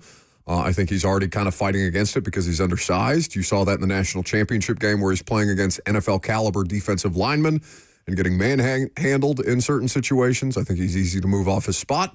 I don't think there's anything about him right now that is an overwhelming plus. He's a good energy guy. He's a good locker room guy. He's long renowned to be an excellent teammate. But as far as the competition at center is concerned, I don't believe there is one. I believe that Austin Schlottman is your starting center and that Pat Coogan has a lot of work to do. My stock down is the Titans tackle situation. We don't know anything about Dan Moore, who walked off the practice field with the trainer into the facility yesterday, and we knew the tackle situation was precarious at best, with J.C. Latham having a lot to prove. Dan Moore Jr. kind of is what he is at left tackle, and we knew the depth was a huge concern. But a lot of pressure for Cam Ward, for Mitch Trubisky yesterday to have to sort through, to have to fight through traffic with Austin Deculus and Brandon Crenshaw-Dixon as seemingly your two options for that swing tackle spot. Maybe stock down isn't even fair because we were all down on that situation going in, but I certainly don't feel any better about it after a week. I think it's okay to be like, yeah, there's been nothing to convince me otherwise. Yeah. So until such time as I'm proven otherwise, this remains a stock down situation. And I'll give you a little silver lining on the tackle standpoint of I think Brandon Crenshaw-Dixon is markedly improved. Not just his body, but the form, the foot. I think everything else looks a lot better than it did last year where he looked very lumbering. It looked like it was a labor to get him in space or to meet somebody on the outside. I think he looks a lot better. And if I had to guess, I would think the Titans front office want him to win that sixth offensive lineman, that swing tackle spot, because Austin Deculus is a free agent after this year. The team would still have 1 year of control over Brandon Crenshaw-Dixon before having to pay him something that is a little more closely resembling tackle money in the NFL. Right now, he's cheap as hell. Yeah. I think they would like to give him the opportunity to win it, and that's probably the guy they would want to win it because of the team control. That would be my silver lining in the tackle. I'm not saying the guy's good. I'm saying that he looks average to slightly below average, which is a win. On this line, that's a starter, baby. That is a win. It is so hard to get even average offensive linemen. They just get snapped up. There is a dearth, right? Dearth, I used that correctly. That's right. There's a dearth of good offensive linemen in the NFL. It's pronounced dirt to her. My stock down. My stock down, I'll go with a veteran that was brought in, and it was just a good reminder of why players can look good and also not be the best at their position. I'm going to go with Solomon Thomas as my stock down. It is a good reminder that while he looks good getting off the bus, and he has been in Robert Saleh's system, he has that knowledge of what they're trying to do, he is still a below replacement level player in the NFL. He hasn't really shown anything, getting stifled by team 2 guards, team 2 interior players. Hasn't really sparked. I remember yesterday in a specific rep getting shut down on a spin move by Slater. Is not what you'd like to see. I'd like to see him push these guys a little bit more, being the veteran that he is. Not saying he's a bad player. He just hasn't really done as much as I would hope he would do against second and third team lines. Which is his entire career as a former third overall pick, right? That's been kind of the book on him. Was he the Niners draft pick? Third overall. Then went to the Jets. And then the Cowboys most recently, where the Titans acquired him. We'll keep it going with some stock up, stock down candidates in the final segment. Last call for phone calls. If you want to chime in, I'm Buck Rising. It's 104.5 The Zone.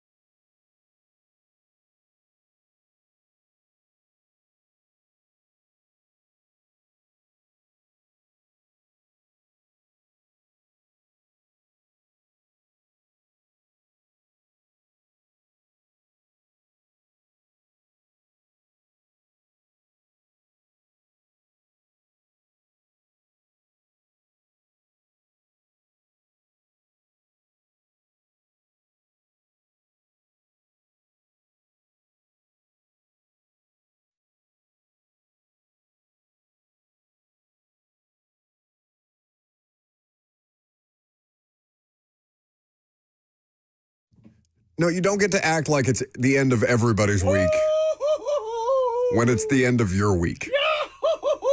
That's not how this game is played. You know who makes that noise when they fall? Goofy? That's right. God. Oh, it's so good. I was thinking like the pig from the Geico commercial. That's going to be Robert the whole way to the beach. Cheyenne's already told me, she's like, you have to do some of the driving right. No, you're going to have your head out of the window. Your teeth are littered with bugs. Bugs and cigarette tar. More. Hey, I did good. 4 days with no cigarettes. Kirby's cigarettes don't count because I didn't bring any with me. I smoked 2 of Kirby's cigarettes. Not how that works. And yesterday, after a beautiful night with my soon-to-be wife, I realized I need a cigarette. It's my birthday. I deserve a cigarette. So I went and bought a pack. Okay, very good. So I'll probably smoke those like a daggum coal stove oven on the way down there. We are going to get back to some stock up, stock down. We'll go one more round on stock up, stock down candidates here in just a second. We'll also get to some phone calls if we have some time. A question in the chat. Somebody is asking if Lucas is calling the Nashville SC game tonight. Lucas, it is Leagues Cup, which is not a part of the MLS package that we broadcast. So Leagues Cup is not on our air. Yeah, it's a cup competition between Major League Soccer and Liga MX, the first division out of Mexico. So Nashville does play tonight against Club Leon, whose head coach has the name Javier Gandolfini. Awesome name. But no, we're... Uh-oh.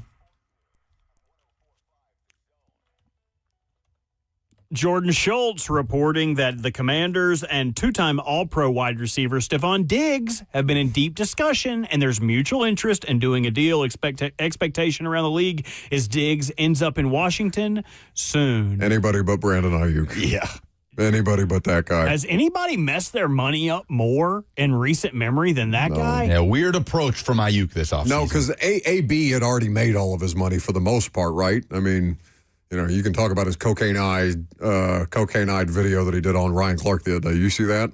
Yeah, that was tough. Yeah, I did. That's tough. I scrolled past it, and I was like, I don't want to watch this. The problem is it makes me sad. Like, to watch him, I know he's not like, I don't feel pity for, because he isn't objectively a bad person. Like, whatever is going on in his brain, he is a bad person who does bad things. But I do feel some level of humanity for Antonio Brown because he's just clearly losing his mind. The problem is his Twitter account probably makes so much money. He tweets like the most inflammatory things. He has 2.3 million followers. He tweets the most inflammatory things to get response and get views and likes and clicks and retweets and all that good stuff. And now, because Twitter pays you, it's like now he has no incentive to stop being this terrible person online. Yeah, shout out Elon for finding just about every way to make Twitter a worse platform at every turn. There's also a school of thought that he has sold his Twitter account because some of the tweets are a little too coherent. Oh, yeah, that's entirely possible. All right, stock up, stock down candidates to put a bow on. Alex stock up, James Williams, Nick Singleton stock up, stock down, Pat Coogan, the tackle situation, and Solomon Thomas. I will go stock up Keldrick Falk. We have not talked a lot about Keldrick Falk, but I thought our visit with Nick Suss of the Tennessean earlier, who wrote about Keldrick Falk, I think Keldrick talked for the first time this camp on Monday, if I'm not mistaken. He is a player who is not going to be leaned on the way that Carnell Tate is. He's got a lot of different pieces and parts around him to make his life easier as he gets basically up to par as an NFL player physically and from a scheme standpoint. But I think that they have put him into a great situation for him to be able to actually develop. And so I like the progress that they're making with the young defensive lineman. 3HL caught up with him 2 days ago at training camp. If you missed that, you can go check it out on the YouTube. They got the video sitting right there for you. Also caught up with Anthony Hill yesterday, who I was pleasantly surprised that Cedric Gray is not just making fun of him haphazardly. His voice actually sounds like that. The voice is real. He sounds like a cartoon character. Stock up, I'll go with the other first rounder, Carnell Tate. Okay. I mean, he looks like what you would want your number 4 overall pick to look like. Did have a drop this week. Yep. The very rare Carnell Tate drop, but had one of the plays of training camp so far, getting behind the defense on a bomb from Cam Ward for a 65-yard score. But Carnell Tate looks like what we want him to look like. He looks like if you're a Titans fan. what he's going to start looking like. Tell me when the drywall Is goes there up. drywall? Yeah, tell me when the drywall goes up. All right, Robert. Jermaine Johnson. Yep. You spent your money on all of these guys, JFM, Alontae Taylor, Cordell Flott, and maybe the best acquisition of the whole thing was trading off basically an old jalopy that wasn't going to run for a dude in a contract year. Jermaine looks awesome, not just body-wise, not just composition or strength or length or any of that.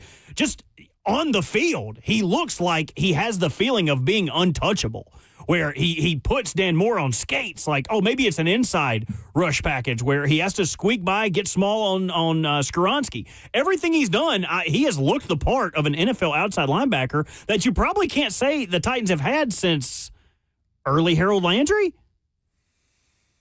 Yeah, I mean, the history of pass rushers since Curse and Vanden Bosch and guys like that is pretty spotty, right? The odd Jason Babin year mixed in there, but they have not had a lot of those guys. He's looked really good. I've been impressed with him. I said the other day, if he doesn't have a nickname yet, he should be JJJ. He needs to be Jermaine Juice Johnson because he brings it. Triple J. Stock down quarterbacks, all of them. There's not one that's clearly better than the other right now, I don't think.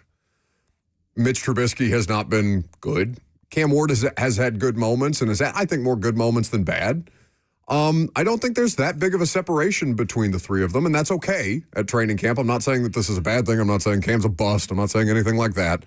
But Cam has not definitively separated himself from the other two in a meaningful fashion to me just yet. Something that I would like to see at some point, something that I haven't seen just yet. Yeah, but there's so much context there, right? Yep. Like Levis he did some good things yesterday. I thought Will was the best of the three of them yesterday. But like Levis is throwing against the corners that we're like scrambling for the number on our rosters. Like, who is this person? And never seen that name before. So there's context there. I'm not super worried about it. I'm just saying I would like for the number one overall pick to separate at some point. I have not seen that just yet. But there is separation in that there is a clear 1, 2, 3 pecking order, and there's no question about it. Well, yeah, nobody's saying that. I'm just saying I would like to be impressed by the quarterback at some point. The 65-yard pass was impressive yesterday by him and Carnell Tate. Go ahead. Stock down. Is it fair to say Gunnar Helm? Like it is. But I say that also with there's like a footnote that they're not really involving tight ends, it feels like. That's still stock down. In the passing game, we haven't mentioned that. But is we have in the context of Brian Dable, he doesn't use them very much. I think Bellinger. Right. So why is that stock down then? Because if Gunnar Helm's doing what he's asked to do, then how would that be stock down? He's not going to get the opportunities that I think people are assuming that he's going to get. That he's going to turn into one of these main focal points of the passing game, and I just don't think that's a Dable thing. I would say that I'll say again because I want to be very aware of our ignorance. Like Gunnar Helm as a blocker and what he's doing within that scheme, we are not even close to educated enough to saying he's underperformed at camp. I would say stock down right now on Gunnar Helm is like a fantasy flyer pick. Hype. Gunnar Helm hype, stock down. Yeah. I think that's okay. He can still be doing his job, and him doing his job at a requisite level can still lead to the football team's success. But if you're looking for him to be like one of these breakout candidates, I don't think you're getting that. One more, Robert, and we'll wrap it up. My stock down, I'm going to go, I'll go very quickly. I just looked at the clock. The two free agent corner acquisitions, I don't think they've been bad. Yep. Like similar in the same vein of Lucas saying Gunnar Helm has not shown up and popped. Cordell Flott and Alontae Taylor have not popped to me. In fact, away from the ball, I felt like Cordell Flott has underperformed. Anytime I watch him and he's trying to press someone, it seems like everyone can get off his press. Everyone can get a step behind him. He hasn't been bad, but he hasn't exactly shut people down either, what you would expect for a corner that's making that kind of money. Both him and Taylor have been relatively quiet, made good tackles, but not necessarily disrupting the passing flow, not really getting their hands on a ton of balls. When you're paid that much money, I think that you should bring it a little more. And obviously, when the game starts and the pass rush gets real, those guys are going to get better opportunities because Jeff, JFM, Jermaine, all of those guys, that's your Triple J. Jeff, JFM, Jermaine, and JJJ. The opportunities will be there for them because the ball's going to have to come out quicker. So he just has not lived up to what I was expecting to see. Wasn't exactly a highly touted prospect, but that's what it is. Have fun on your trip, Bert. Go to the Bye. beach. All right. That's going to do it for us today. Bert is done for the week. We'll be out at training camp again tomorrow. Is Ross going with us? What's the deal? I am working to effort that. That was the plan, but I have not heard back about a credential. Oh, okay. Find out tomorrow.